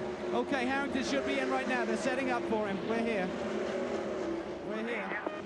Roger, in this time, Roger. Calvin's there. Watch your pit lane speed. Get it neutral. Use your brakes. We've got water for you. Keep that engine revved up. Keep the engine revved up. He is the story of the race. No mistakes. Just keep it running. 43 laps to go, and Scott Harrington brings it into the pits. Let's go to Calvin Fish. There'll be a new set of sticker Firestone tires going on this race car. This time they're going to have a drink ready for him. Scott Aches, the welcome break there from the drinks bottle. He's working very hard in the race car. The car is perfect. No changes to the car that we know of. Darryl Selby just said keep the engine revs up. The pit stop's complete. Stop. Yeah. Great work by the team. Now, one of the great things about the Pep Boys Indy Racing Leagues, it seems like every time we come to a race, there is a story developing. The battle right now for 3rd position, but this is the story that we've got as we watch the battle for 3rd go past Scott Harrington. The battle for 3rd is getting heated up between Hamilton, Lazier, and Unser. Hamilton right there, Unser, and they're all getting ready to pit. The first one to do so will be Buddy Lazier. Some guys are trying to stretch their pit stops here, and if you can do that, you know, and if something happens out there, a yellow flag, for instance, that will help you. And right now, Sam Schmidt and Greg Ray are still out there on the racetrack racing on the green. Let's watch it now. The American Racing pit clock here. See how quickly this Himmelgarn team can get him in and out here as we close into the final stages of the race. 39 laps to go. Imagine trying to get this work done at your local car. They stalled it. They stalled the engine. Boy, and the pace of this race is incredible. You've seen that one yellow, and this race has just gone over so quickly. And this is deadly for car number 91, the Delta Fawcett Tybo Coors Light car. They were in the lead lap, but they will not come out of that final, what they hope to be the final pit stop, still in the lead lap. Kenny Breck into the pit area now. Breck running at 7th when he came into the pits. Quickly in and out for the Power team, the winner of the Indy 500 and defending champion at this race course. Well, AJ Foyt told us, despite the fact that Billy Boat was out, that they would soldier on because they have 2 cars here. The Power team entry for Breck continuing to be shown in within the top 10, 9th spot, but Sam Schmidt in 2nd spot. Ari, they're going to have to make some major changes in their final pit stop. I think what they have to do is basically take the wing out that they put in their first pit stop. When we talk about taking the wing out, we'll watch when they come out of pit road. You'll watch the guys in the front. They'll try and reduce the amount of wing angle. They'll make adjustments right here and right here, correct? There are these little things here that they turn to adjust the wing. That's what we'll see Skip Fall working on as soon as he gets into the pit. Now wait a minute, on the speedways it's there, and on the 1 mile ovals it's there. You're right, Jack. I can't believe it, Dave. I was right. He was right. I am surrounded by brilliant people. Yes, you are. Pro Start Batteries bring you that telemetry. And Davey Hamilton comes into the pits. He was running in 3rd, 18 seconds off the race leader. Your race leader, that man, Greg Ray, coming into the pits. Team Menard trying to bring it home for the victory. Let's go to Calvin Fish. Team Menard go to work. They're one of the few crews who actually use the safety helmets on the crew before scrub firestones going onto the car. They're trying to break a remarkable string here. No one has won from the front row since we built in Texas a year ago. Greg Ray's out of here. Perfect pit stop for Team Menard. No changes to that front wing of Greg Ray's car, so he must be happy with the handling. But Sam Schmidt, good on fuel mileage, is still out there under the green. Davey Hamilton with a fantastic pit as well. He got in front of Greg Ray. Let's go to Vince Welch. No, it wasn't a good pit stop. He stalled it as he came out. It was just a timed fuel stop. They wanted it for fuel and tires only because the car has been handling great, but a little clutch hitch just as he was trying to get out. The clutch is gone in the car, I'm being told now. So very costly stop. Hamilton was right there in the mix, but he stalled it coming out of the pit stop. Great pickup by our colleague, veteran down there, Vince Welch, helping us out today. So problems for that man, Davey Hamilton. And we hear a lot of clutch problems today that has something to do with the heat out here today, and possibly even the altitude. Who knows? Looking out at Scott Sharp's machine right now.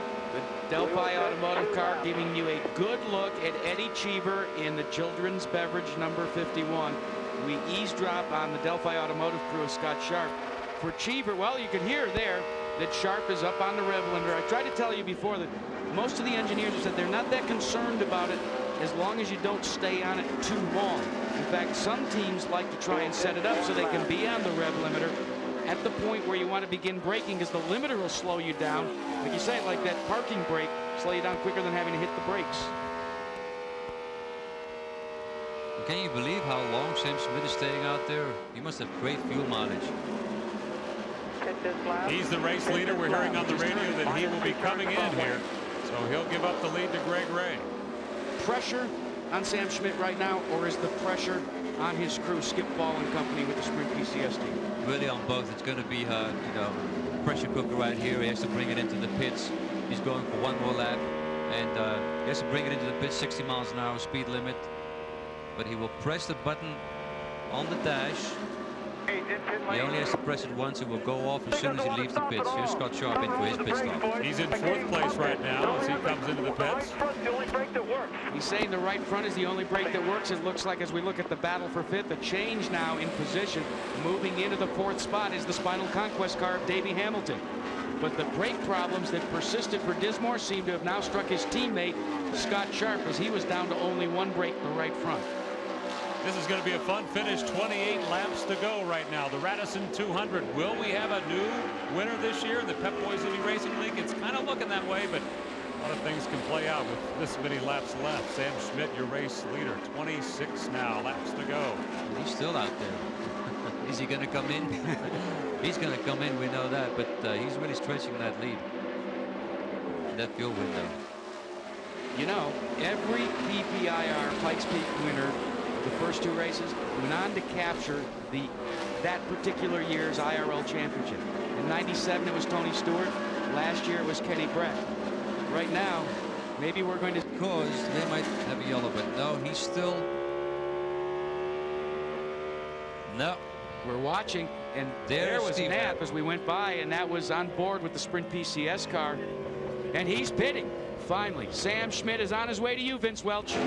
This needs to be an extra fast pit stop so they will not make any chassis adjustments. The reason why they've stayed out so long is because the car is running best at the end of the long runs. So they just want to do a short fill on fuel here and change 4 tires. But Skip Paul gave me the thumbs up sign when I said, how's the car running? They want to just get him out as quick as possible. And again, they believe they've got a winner on their hands. Very smooth stop for Sam Schmidt. 8 seconds. Beautiful. Here's Steve Knapp rolling into the pit area right now. Sam Schmidt with 23 laps to go is the man. Greg Ray and Harrington also challenging. We're going to have a fantastic finish. Trying to keep this car out of the way, out of competition. Steve Knapp was running in 10th. There's Greg Ray. So now the separation for Greg Ray and Sam Schmidt. Well, it's fairly sizable right now, but again, Greg Ray is working some heavy race traffic. Could that be advantageous for Sam Schmidt? We will just have to wait and see. 22 laps to go. Ray is the leader. Sam obviously still has to get out up to speed coming out of the pits on the full load of fuel, and still have to get some heat in those tires. But right now, Greg Ray is quite a good lead over Sam. Scott Harrington is still running a very strong 3rd place. Greg Ray coming off his season best 2nd place finish at Texas. He wants to improve and get that first victory today. Greg Ray came to the Pikes Peak International Raceway back in 1997 and competed here. In 1998, he didn't have a ride, but he came out here at the invitation of A.J. Foyt to be a spotter for Billy Boat. Early in the day, Greg Ray decided to go out hiking up in the mountains up towards Pikes Peak. He got so enthralled with the beauty of the nature, he missed the race. He missed the boat. He missed the boat. But basically what he did this week is he took his whole family, he and Winston and the rest of the family, have come out here and have been hiking all week. I wonder if it was to make sure that he got to the race today. I think so. 20 laps to go, the Radisson 200. Greg Ray has a 6-second lead. The finish coming up. 15 laps to go here on Fox Sports Net, the Radisson 200. We are under yellow because Scott Harrington, running in 3rd, has slapped the wall. Disappointment. Dave, Ari Landak always calls that a moment. For Scott Harrington and the Certainty Building Products number 66, looked to me like it was a very, very big moment. After being solidly in the 3rd position for most of the day, it looks like his day may have come to an early end, Ari. Well, he was the story of our race today. Really a phenomenal job driving the way he did with a broken leg, broken feet, broken foot, and you know, he brushed the wall just a little bit, but a little bit enough just to put him out of the race. Let's go back and take a look at what happened to Scott Harrington. He picks up a push behind the other car. He loses the front end of the car. He loses that air on the car, and he just touches the wall slightly. Let's take a look. That yellow car that happens to be in front of Scott Harrington, well, that's Scott Goodyear in the Pennzoil Panther car. Just brushes the wall. A classic moment, Calvin Fish. Well, it really was. Daryl Sobby is the engineer on Scott's car, and he had such a great run going. You seem to have the key and the secret to this racetrack. Ran successfully with Gregoire here. What happened with the incident? What did Scott say? He just said him and Goodyear got together up there, and he ended up in the wall. So I don't know really what happened, but he just said Goodyear got up on him, and he didn't have anywhere to go. Do you think he'll chase the leaders down? I saw him pass Schmidt under green flag running. He seemed to have the pace of the leaders.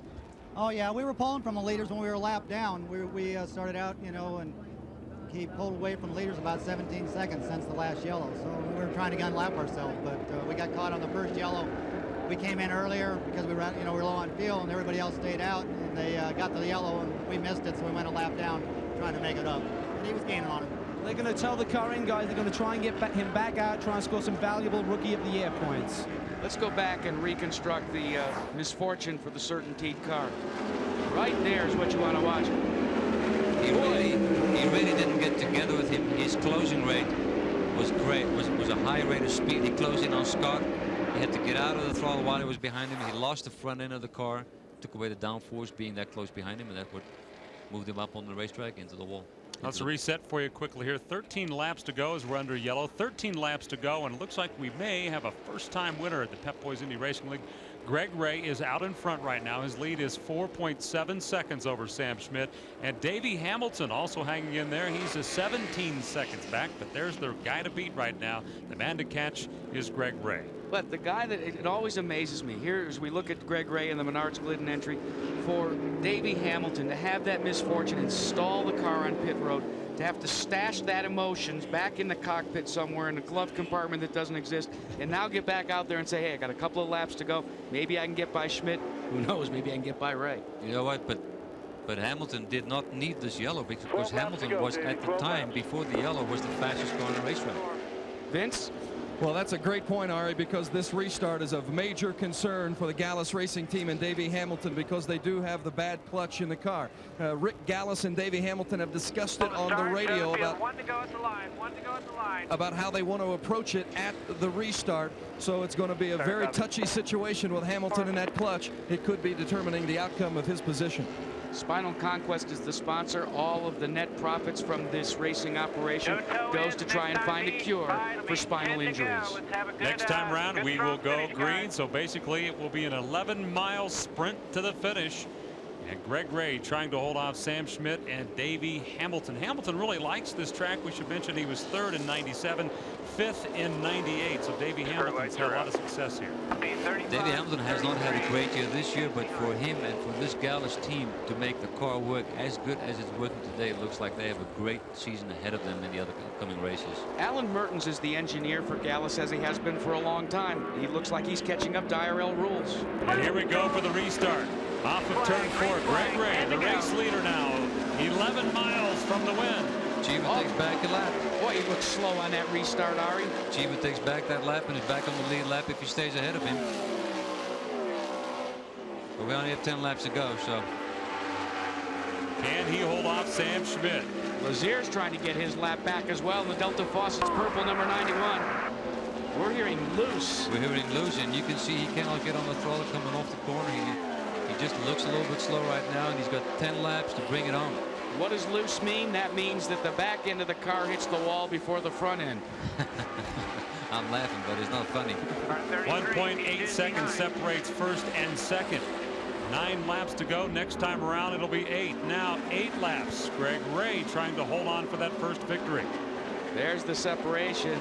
It's going to be exciting. This is going to be very exciting because Greg Ray looks like he doesn't have the handling of the car that he had before. And Sam is not far behind. Spotters and crew chiefs like Skip Ball, I'm sure, have already notified Sam Schmidt that time-wise he is running faster than the leader, Greg Ray. The question mark remains with 8 laps to go. Does the Sprint PCS team have enough time left to do it? The Ranex telemetry shows them they have enough muscle. It was 1.9 seconds, now it's 1.2, but Sam stuck a little bit behind this car right here. Now he's gotten by him. That was the Jacques Lazier Team Truselli car for Warner Brothers with Roadrunner on board this year. 6 laps to go now. 164.3 miles an hour. Last time around for Greg Ray. Sam Schmidt, 163.0. There's the 2 leaders in your shot. You know, they used to say, Houston, I have it in sight. Right now, Sam Schmidt can say, Skip, I have the lead in sight. This one is going to go down to the wire. It's going to be close for Greg Ray and Sam Schmidt. They 5 to go. That's right. Pep Boys Indy Racing League action. Hope you're enjoying it here on Fox Sports Net. Let's go to Vince Welsh. Skip Ball just told Sam Schmidt over the radio, you're faster than he is. Go get the leader. And it is a stalking process now as Schmidt, as you mentioned, clearly has Greg Ray in sight. Let's see if he can get him in the last 4 laps. Sam, that signal to Sam Schmidt would be like throwing a dog bone in front of a starving St. Bernard. Right now, he sees victory in his grasp. Hurry, can he do it? It's possible because right now Greg Ray's coming up on Buddy Lazier and Cheever, who he has caught up with a little bit. It seemed like the first lap Greg Ray was, you know, a lot looser than he is right now, but it's 3 laps to go. It's not much, and there he is, and he can make his car very wide in 2 laps. 3 miles to victory now for Greg Ray. 1 second separates 1 and 2. We're going to have a new winner in the Pep Boys Indy Racing League Series. Looking for the 15th different winner since the inception of the Pep Boys Indy Racing League. And Calvin Fish, it could be one of these 2 guys. I think so, absolutely. Greg Ray's crew is saying there are no handling problems with the car, but they're in a pensive mood now. 2 laps to go, and Sam Schmidt is right on his tail, Jack. I wouldn't be pensive right now. I'd have butterflies that would be about the size of giant bullets. I have them right now. I'm getting butterflies. This is exciting. And boy, with 1 lap to go, he's right on his gearbox right here coming over 4. Charging, closing the gap. The white flag comes out. And for the Radisson 200, the final lap at Pikes Peak. And can he do it? Sam Schmidt trying to get around Greg Ray and Team Menard. 2 pros in front of him, Lazier and Cheever, so they shouldn't come into play. Here they come battling to turn 3. 2 more quarters for Greg Ray. Ray out of 3, trying to make it wide. Look at Sam Schmidt. He's going to challenge out of turn 4, but Greg Ray is going to hold on and win the Radisson 200 at Pikes Peak. What a fantastic finish here on Fox Sports Net as the celebration begins. Greg Ray gets his first win. 18 races for Greg Ray, and at the age of 32 and 3 years into his IRL career, he finally backs up a second at Texas Motor Speedway with a victory. And this was the battle for 3rd spot, and it looks unofficially as if it would go to Hamilton, with Cheever being posted in the 4th position. What a great afternoon, Dave. We've had a lot of fun. The celebration is underway. Much deserved for Greg Ray. We'll have that celebration next on Fox Sports Net. Welcome back. Pikes Peak International Raceway. An exciting finish. Greg Ray wins the Radisson 200 by 0.12 of a second, and he's standing by with Vince Welsh. Go ahead, Greg. What a jubilant team we have down here. This Glidden Team Menard, their first victory. They've been so close. They were second at Texas in the last race. They've been on the pole twice, and now they're finally in the Pep Boys winner's circle. And Greg Ray, so happy to be here, as he says, about time. And Greg, we talked about it before the race in the pre-race show, how you've been so close, and what would you do to get here today? Wow, what a great finish. How'd you hold Sam off down the stretch? Well, I tell you what, you know, this Glidden Team Menard group did a great job. These Firestone tires were fantastic all day, and kind of like I said, it wasn't the fastest car, it was just being consistent. And tell you what, we just took it when it came, and my crew did a great job. My spotter did a great job. Tom Knapp gave me a great setup, and I'm just so happy. I just can't stand it. Take us through those last few laps. Schmidt had the faster car, but you were able to hold him off. How did you do it? Well, I tell you, one time during the race, I actually turned the car off. Our dash was messed up, and I didn't have my lap times. I had to keep on resetting the dash, and halfway through the race, I actually turned the car off in the corner. And right there at the end, the car was vibrating real bad, and we were definitely down horsepower. Oil pressure was down, but it doesn't matter. We knew almost counts, but this is the real deal, so it's great for the team. And John Menard, the team owner, isn't here today. Maybe you'll keep him away from all the races. Well, I tell you, it's funny. My crew chief went on a vacation on one of the races and missed it. We told him if we won, don't come back. So, hey, John, we love you, but I don't know. What are we going to do here? And how about the Firestone tires, the first win for Firestone this season? Oh, yeah, absolutely. Firestone's been fantastic all year long. I really feel bad. We probably should have given them some better results across the year. But, I mean, again, the car was flawless, and I said this is the hardest race of the whole year. If we could win here, we could win anywhere. So hopefully we can start stringing them along. And I'm so happy for Glidden Team Menard. This is great. Greg, you've picked up this sport late in your life, and there was some that said he's a great qualifier, but maybe not a great finisher on race day. Do you feel some personal vindication that you put this one in victory lane? Yeah, I mean, this is for the team. This is for the guys that work 80 hours a week, and you know, I know what I'm capable of and what I've done to get here, and you know, sometimes you can't always read what they say because they may make you a hero and they may make you out to be the bad guy. But tell you what, I'm happy to be here. Greg Ray in the Pep Boys winner's circle, his first Indy Racing League victory. Let's go to Calvin Fish. Sam Schmidt records his second place finish, equals his best. What a run there at the end. Tell us about those closing laps with Greg Ray. Did you think you had it in the car to take it to the front again? Well, I was a little depressed on the yellow when we saw we had 5 cars in front of us, and then when I saw Cheever go after him and Lazier go after him, I said, well, heck, you know, maybe we got a chance. I believe we set the fastest race lap in those last 3 laps, and we thought I just didn't have enough time. I mean, I think our car was a little better than his at the end. I think he was just staying behind those guys because he thought he had enough time, and the car was just really dialed. The problem with the wind all day long was if you missed time to pass on somebody that was pretty equal to you, like Greg was to me, it really, you know, the front end just washed out, and so it was a little bit of struggle with that all day. And then sometime about lap 20, I had a big, you know, brown spot there in 3 and 4. I mean, somebody checked up in front of me, and I got on our brakes, and we 2 full lock deals like this, and it took me about 15 laps to recover from that mentally. But all day long, I mean, the car was great. We had a car that was really good in traffic. The Sprint PCS guys did a heck of a job. Can't say enough. I mean, all weekend, we were only real G-force to roll out with a good balance. And we just worked towards getting it better and better. Never quite worked on a qualifying setup, and I think that really paid off today. I mean, Jeff, Skip, Tony, they just all did such a great job setting the car up. No mechanical problems. Everything was just fantastic. Try and recall that last lap as you can. He had some traffic up in front, Cheever and Lazier. Ride us through that last lap if you can. Basically, I mean, we had all it was. I mean, there was just a little lift in 1, trying to set him up for the backstretch because I really didn't think I could get him off of 3 and 4, and I was probably just a little late on the gas. I mean, it was a little bit neutral in the middle, so you're real tender on the gas, and I saw him had to check up a little bit in 1, so we tried to get a run going down the backstretch, and I just never got close enough to make a move on him. We had some good luck in traffic earlier today, and we got a little bad luck there towards the end, but Greg drove a heck of a race. I mean, I think he was a little conservative early on, and but I mean, I just can't say enough about these guys. The Comtech motor, Firestone tires. I mean, gee whiz, all day long, all 3 sets were absolutely the same and totally predictable, and that's what you need on a place like this. I could tell a lot of guys, could run 10 or 15 laps hard, and then they would start to fall backwards, and if you were patient, the race kind of came to us. So.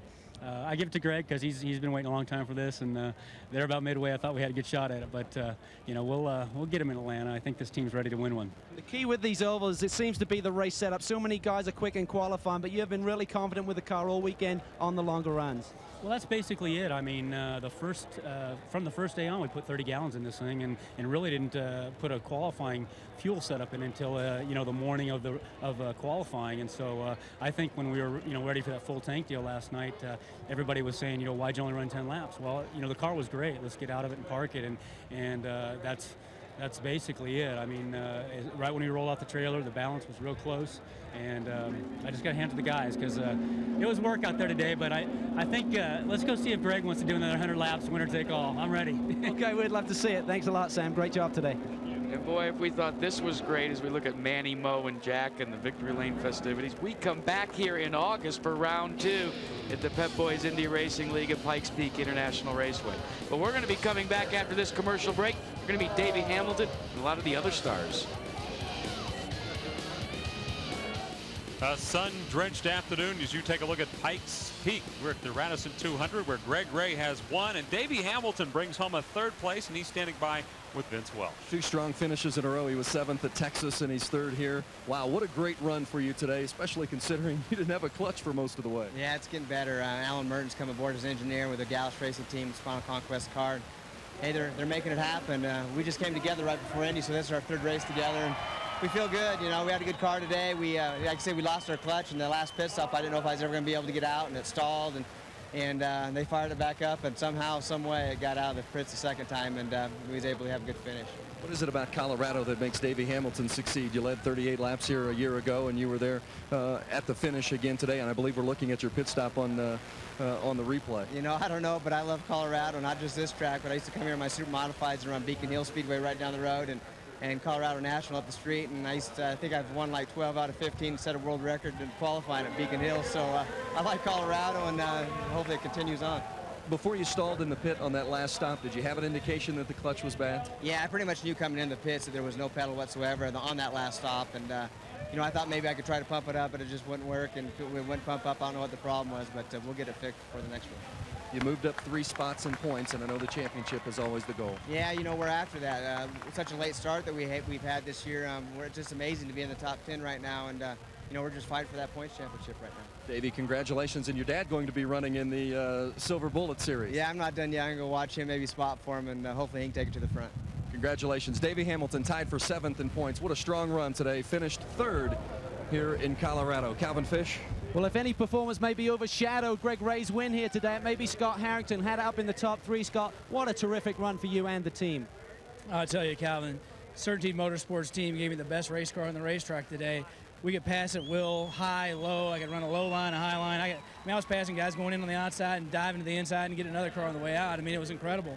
And, we kind of got caught out. We lost some positions on that first accident. I was right in the middle of that with Boat and Tice, and had to get on the brakes, and I lost, a number of positions. and once we got rolling, we were picking people off, one after another, and then the first stop, as soon as we went out, the other couple leaders didn't pit, and we really lost a lot there, so that kind of hurt us. Tell us about the incident with Scott Goodyear. You came up on him. It looked like he checked you up a little bit, and the car washed up. Yeah, I came down low, what can I say? I mean, I was driving the car. It's my fault. I was been behind Scott for a number of laps. I was having trouble getting around him, and we were trying to lap him and went into 3, and went down low, and it was closer than I'd been any other lap, and I thought he'd give me away, and he came across, and which that wasn't a problem. I rolled out of it, but as he came across, and I started to drift up, I got in the air behind his car, and the thing just washed out worse than it had all day anywhere, and just about had it. And at that point in the race, the marbles were really bad. There was just rubber everywhere out of the groove, and I just caught the marbles, and the thing just slid, and of course the wall's coming back at you, so there's not much you can do, and I got on the brakes, and that was all she wrote, and hit the fence. Tell us about the pain factor, Scott. You were very brave in getting back into the race car just 2 weeks since Texas. Were you in any pain out there, or was the adrenaline flowing so high that you weren't thinking about it? The adrenaline was going pretty good. The pain, my legs were fine. Although after smacking the wall and beating them together a little bit more, I can't say the same now, but the legs were fine, but the ribs, I was having trouble getting my breath a lot. So, but, here we are, and I'm just disappointed with the crew.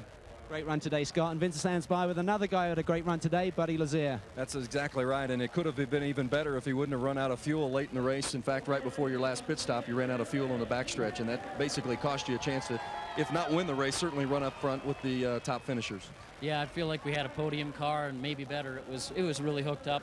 We ran out of fuel. Actually, just entering turn 2, had to coast all the way around, and of course it was dead stick, so they had to get the fuel pressure and go again. That really cost us. It was like a 40 or 50 second lap, so it really hurt us. Still, we had a good car. We came home 5th, our best finish this year. Points are critical. We're real happy. Talk about the finish, because so much has been said, and we've even talked about it on the qualifying shows. Buddy Lazier and the Himmelgarn Racing Team, they don't qualify up front, but they always seem to race up front. Talk about your strategy and the focus that this team puts on racing as compared to qualifying. Well, race day is payday, and that's the day you want to be the best. But we need to get a little quicker in qualifying, because you get too far back and it's insurmountable difference. So I try as hard as I can in qualifying and race, and it's something we need to look at. But at the same time, we are so strong in the race. It's just so much fun to run up front, and we were so close today.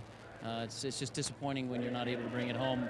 Things don't always fall your way, and we're happy with our 5th place. How about the racing out there today amongst the entire field? Very quick and very competitive.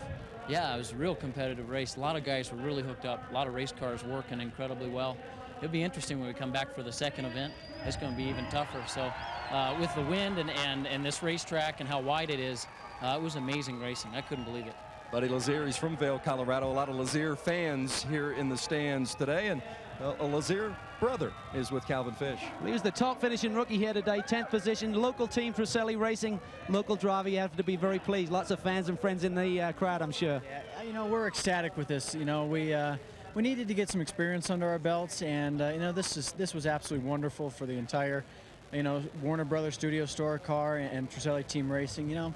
I'm ecstatic for Klein Engines. That was a real good finish for them, and we're going to use this as a building block and just kind of make some steps from here, and we're getting ready to go back to a 1.5 mile where we have a good setup. So I'm ecstatic. This couldn't be any better for us. Tell us about the learning curve you've been through the last few weeks, Jack. Leading at Texas and making the mistake coming out of the pits, that obviously hurt, but the potential is there. Yeah, that's exactly it. That's why we're so excited about this. Now we got the the first finish under our belt, and we're happy with 10th. It's a lot of points for us, and we're ecstatic. We're learning a lot. The learning curve out here is just tremendous, and just to finish top 10 from 23rd, we're ecstatic. Great job today. Thank you, Calvin. All right, so Greg Ray wins, gets his first win at the Radisson 200. 7 lead changes between Ray and Schmidt today. We'll have more recap on Fox Sports Net. Welcome back. Tune into Fox Sports Net Sunday nights at 9 o'clock for the show that critics call the 60 Minutes of Sports Television. Join host Chris Myers on Going Deep on Fox Sports Net. Well, Eddie Cheever with a 4th place finish today, and he's standing by with Vince Welsh. In a very playful mood for a 4th place finish. It beats the heck out of 5th, 6th, or 7th all the way down, but I know it's not what Eddie Cheever wanted. No, I'm not very happy right now. We had a very good car. Infinity had a very good engine. The engine was capable of winning today, and we didn't. Why?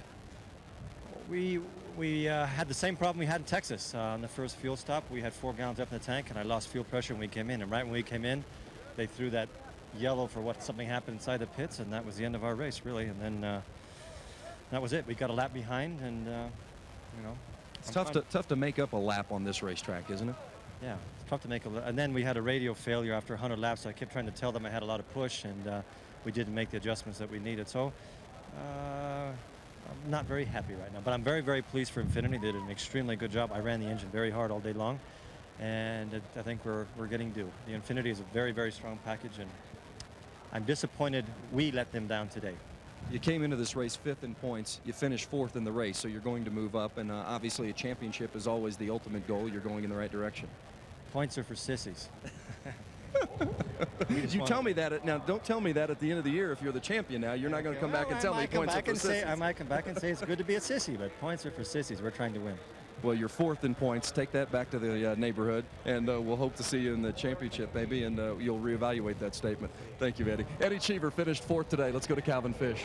Points may be for sissies, but Steve Knapp would have liked a few more of them today. You had a top 10 run going, then you ran out of fuel, cost you a few laps there, Steve. Tell us about the race conditions. You had to chase the car all day.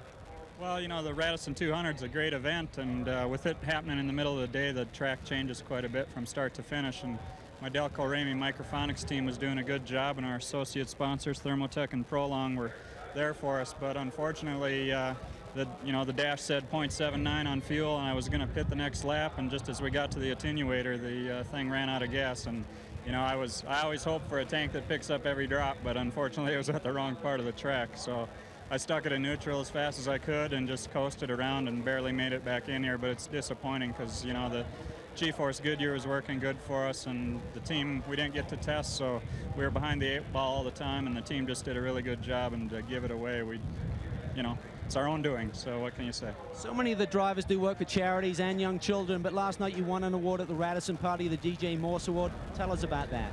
Yeah, it was a total shock to me. The DJ Morse is a kid that lost his life to leukemia, and all the drivers voted on who did the most charity work for the Children's Hospital here, and I'd been out here for quite a while, all week long, and you know, to have your peers look at you like that, and to be able to do charity work like that for a good cause such as Children's Hospital, you know, it means a lot to me. I'll put that one next to my Rookie of the Year trophy. Well done, Steve, and I believe Vince stands by with Leo Mel. Executive Director of the Indy Racing League, Leo. 200 laps and you had 178 under green today. That's a pretty successful event. Well, that's just by my numbers. They may argue with that, but we had 20 cars finish, and other than the incident at the beginning, they were just faultless today. Talk about the race itself and the process and obviously the steps in the right direction that the league has made, and I think it was evident by the competitive racing we saw today. Yeah, I think the engine restriction to 10,000 revs, we didn't have any engine failures today. I think the handling of the cars is outstanding. They're really comfortable running beside each other, passing each other. And they're getting very skilled now. They do this every week, and they're getting pretty good. We saw some new names, not necessarily new to the league, but John Hollinsworth on the front row. Scott Harrington was running up with the leaders today, and I know that's what the Indy Racing League wants to do, is bring new faces and new names and develop new stars, but I thought really came to the forefront today. Well, John Hollinsworth and Scott Harrington are two guys that have been wanting to do this for years, and they never had an opportunity to get it any decent equipment. Scott, with his leg was hurt from before. I mean, that took guts. That was a gutsy drive, and to sit on the front row for John Hollinsworth is pretty cool. And you got a first-time winner today in Greg Ray. Yeah, and it doesn't seem like that the first time. He had a good weekend. He was on the pole by just a few hundredths of a second. He had to work for it all day, and Sam ran at him pretty well at the end. And now we'll look forward to coming back here in August again Yeah, I think our crowd will be bigger in August. This was a pretty great race. They're going to end up with the USAC Silver Crowns today, and they're going to have it's a nice day. It's a beautiful place. Second complete race of 10,000 revs with the engines. Are you happy with that decision and the product that it's performed? Yeah, you know, initially there was some comment that anybody could run flat, but hard fact of life is in the middle of a race, anybody can't run flat. With the wind and the track conditions and the hot weather, I thought the engine situation was perfect. We had a situation where we needed to slow the cars down, and we did that. Well, you had a great show today, Leo. Thanks for visiting. Vince. Yeah, you guys do a great job. Thank you. Leo Mel, Executive Director of the Indy Racing League. Guys? All right, every winner at this racetrack the past 2 years has gone on to win the points title. Scott Goodyear came in as the points leader. He retains that points lead, but it is narrowed down between he and Jeff Ward. But how about the jump by Greg Ray? Eddie Cheever, he says points are for sissies. Well, like Vince said, we'll come back and talk to him later. But the points, Ari, are beginning to shake out now as we look at a tie for 7th between Bracken Dismore, a tie for 9th between Hamilton and Lazier. Robbie Unser, who finished here in 6th position, moves into the 12th spot. Raul Boisel in 14th position, and Buzz Calkins in 15th. When we come back at Pikes Peak, we'll show you where your favorite driver finished in the Radisson 200 as Greg Ray celebrates the victory. Welcome back to Fox Sports Net race recap of the Radisson 200, and Greg Ray grabbed the lead. Problems on first lap. Billy Vogt and Tice Carlson's days ended early. Vogt, big disappointment for the Harris team and A.J. Foyt and company.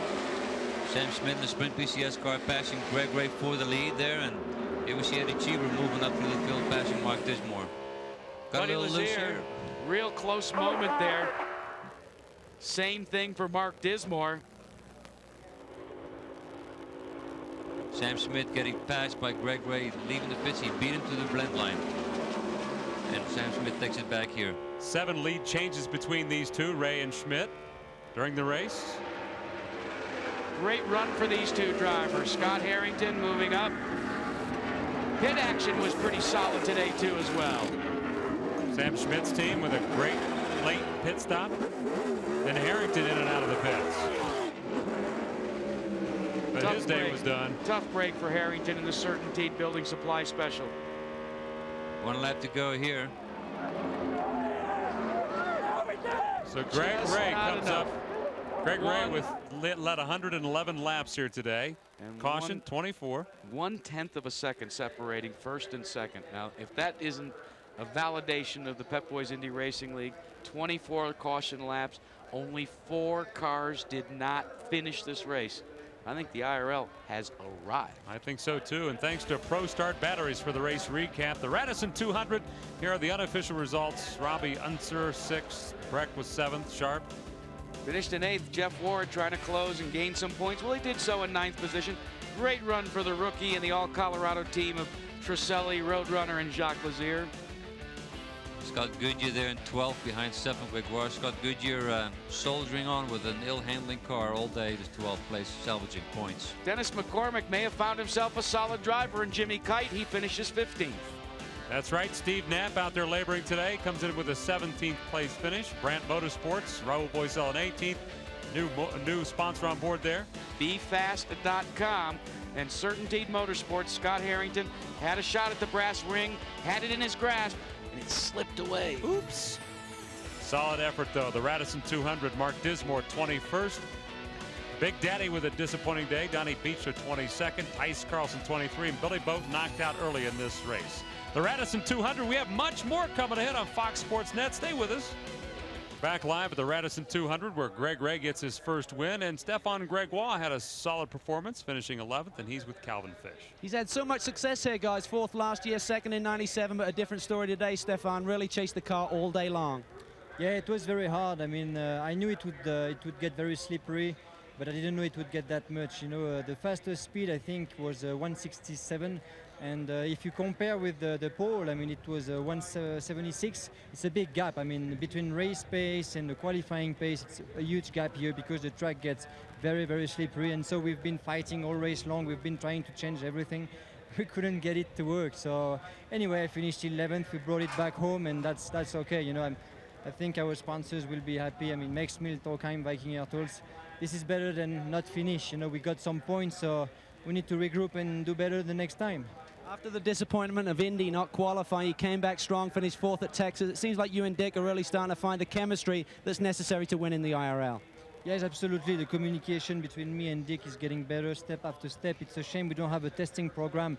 So, of course, the learning curve is not as quick as we would like, but it's definitely, it's going better race after race. So I think we'll be okay for the rest of the season. 11th place today, guys, but looking strong for Atlanta. I'm with Brian Barnhart, the Director of Racing Operations for the Indy Racing League, the man who oversees the competition from high above the racetrack and also the one that leads the drivers' meetings, talks to the drivers about what he wants to see from them during the race and then what he didn't like from them past races. I gotta believe you had a pretty good day today, a nice event. Well, I was pretty happy with it. Unfortunately, we had the incident at the beginning of the race, and you never like to see something like that. And I feel for both Blueprint Racing and for Foyt's car on that situation. But after that, I was very pleased with how the day went. Very happy for Team Menard, Fred Treadway, and Rick Gallus's group. Scott Harrington did a fantastic job considering his physical condition coming into the event. Unfortunately, his day didn't finish as well as it could have, but overall, the wheel-to-wheel racing and the competition out there, I was very pleased with. I know one of the things you always talk to the drivers about is a good, clean, safe start, and you also like to see the formation appropriate for the start. Impressions of today's beginning? Well, I thought we were real good coming out of turn 4 for the green flag when we took the green and everybody got into turn 1, and I was pleased at how they went through the south end of the racetrack. And be honest with you, I didn't see exactly what started the incident when they got up between 3 and 4. I just saw that after the two cars had gotten together, I was already looking at the back of the pack, so I didn't see what precipitated the incident. But through the south end of the track and from a formation standpoint, I was pretty pleased with it. And unfortunately, that, like I say, that didn't get us off to a good start. But after that, I was very pleased because we had a pretty tough situation out there. Racetrack is a grueling racetrack, 200 laps around here, and the guys did a lot of clean wheel-to-wheel racing, and the guys that were off the pace did a good job of staying out of the way of the quick guys, and the quick guys did a lot of good wheel-to-wheel racing. Well, it was a great event, Brian, and a strong finish. Nice to see those two guys battling at the end. Yeah, it sure was, and you know, that's going to make it pretty tight in the points up there. I think the first 4 or 5 guys are going to be duking it out for a good championship towards the end of the year. Speaking of points, let's visit with the points leader. He's with Calvin Fish. Well, he may have lost a little bit of ground on the other guys catching him up, but he really hung on to the race car today, Scott. When you started green flag, immediately the car went loose. No, we were loose most of the day, and not a fun situation. Made the car better at the end. We were so far back at that point in time, though. We just had to survive. So collected some points, hopefully still lead the championship, and survived the day. Got almost taken out a few times just by guys, one of them by Ray. I don't know what he was thinking. He just about drove over the front of us and put us in the marbles in 3 and 4. So we survived. We're going to Atlanta. Why did you come here and test, and the car was so effective, yet you come back a few weeks later and you're really struggling with the balance of the race car? Well, we're not sure. Matter of fact, we're up there right now in engineering just having a look at that. So I think we've got a couple of indications right now because we did some things with tire pressures and some other things in the stops that actually made the car a little bit better. So I think right now we know we'll be back here. We'll test. We'll get ready for the next one. Okay, thanks, Scott. And I believe Vince Welch stands by with the guy who's second in points right now. Well, Jeff Ward is second in points, and when you look at the grid at the end, you say, oh, ninth, the top 10 finish. But I know that it was a much longer day than the 9th place finish would indicate.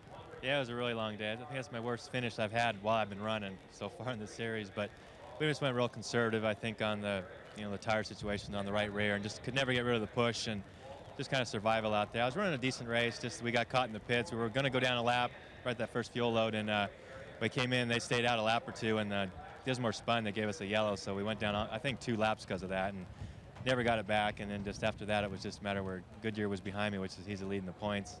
Closed a little bit on him, so that's okay, but it's not where we want to be. We got to get going here because Ray and those guys are running strong. Yeah, I know you do want to win races, but second in points, obviously, that's a major goal, the championship. And I know you'll have a stronger power plant in Atlanta that you're looking forward to. Yeah, we knew that, and it's just circumstances that we didn't get it in this time, and it kind of hurt us a little bit. And we're trying something different. We're going to run Comtech motors that we ran last year, ran real well and know it. And I think that's going to help us out quite a bit. So hopefully this is the turning point. We're in second in the middle of the season, so now we can, I think, look forward to hopefully some wins, and we'll worry about the championship at the end of the year. Well, we had a first-time winner today. Maybe we'll have a first-time winner in Atlanta with Jeff Ward, and of course we'll be back here in Colorado yet that he can improve on his finishing position. Vince Welch and Calvin Fish doing all the hustling down there on Fox Sports Net. Here's a look at the points leaders. We'll be back with more. Stay with us. And we're back. Pikes Peak. Robbie Unser with a 6th place finish today. He's with Calvin Fish. I tell you, he needed all of his dirt car experience to hold on to the car down in turn 1 today, Robbie. Tell us about the conditions and how the wind really factored things. Well, I tell you, it's real windy and it's blowing across to the north end of the track. So you get into one and it pinned the nose and make it real loose, and you get down to turn 2 and it just washed the front end out. So it was a long day and a lot of traffic and a lot of different conditions. You finished 6th, but it could have been better. I understand you had a problem on the pit stop. Well, I did. I didn't get in close enough and had to go back around and refuel it, but the Petromoly car ran good. The guys did a good job, and we were pretty good on the track, just struggled with the wind today. Another driver knocking on the door, guys. All right, thank you, Calvin, and we want to say thanks to Calvin Fish and Vince Welsh for all their hustle down there in the pits today. A very busy day here at the Radisson 200. Ari Lyondike, Jack Arute, Dave Calambro back with you, and Greg Ray gets his first win. Pretty exciting race at the finish here. Well, for a driver like Greg Ray to win this race today, come away with most points possible in a race, pole position, led the most race. A guy that 2 races ago was 21st in points, now he's 3rd. Just imagine what he can do in the second half of the season.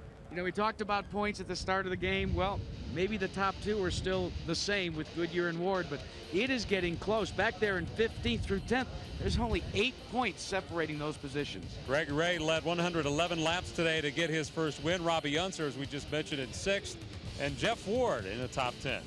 Talk about the Indy Racing League validating itself. I think since the Indianapolis 500, every race we've been treated to something new and something equally exciting. Unofficial results of the Radisson 200. John Hollinsworth started on the front row, finishes 16th. Scott Harrington, with a very brave performance, ends up a disappointing 19th. Imagine what he'll do once he finally heals.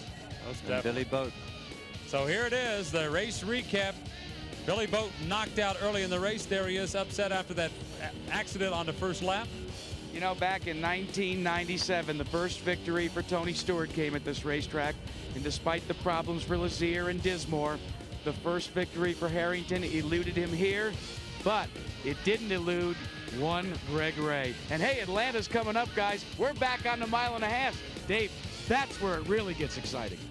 Halfway point of the season is here. Pep Boys Indy Racing League activity. 5 drivers on the lead lap today. 7 lead changes among 2 drivers. Greg Ray is the winner by 0.12 of a second over Sam Schmidt. And all right, we're looking forward to Atlanta. That will be a fun place. Just like Texas, high banks, a lot of action going on, high speed.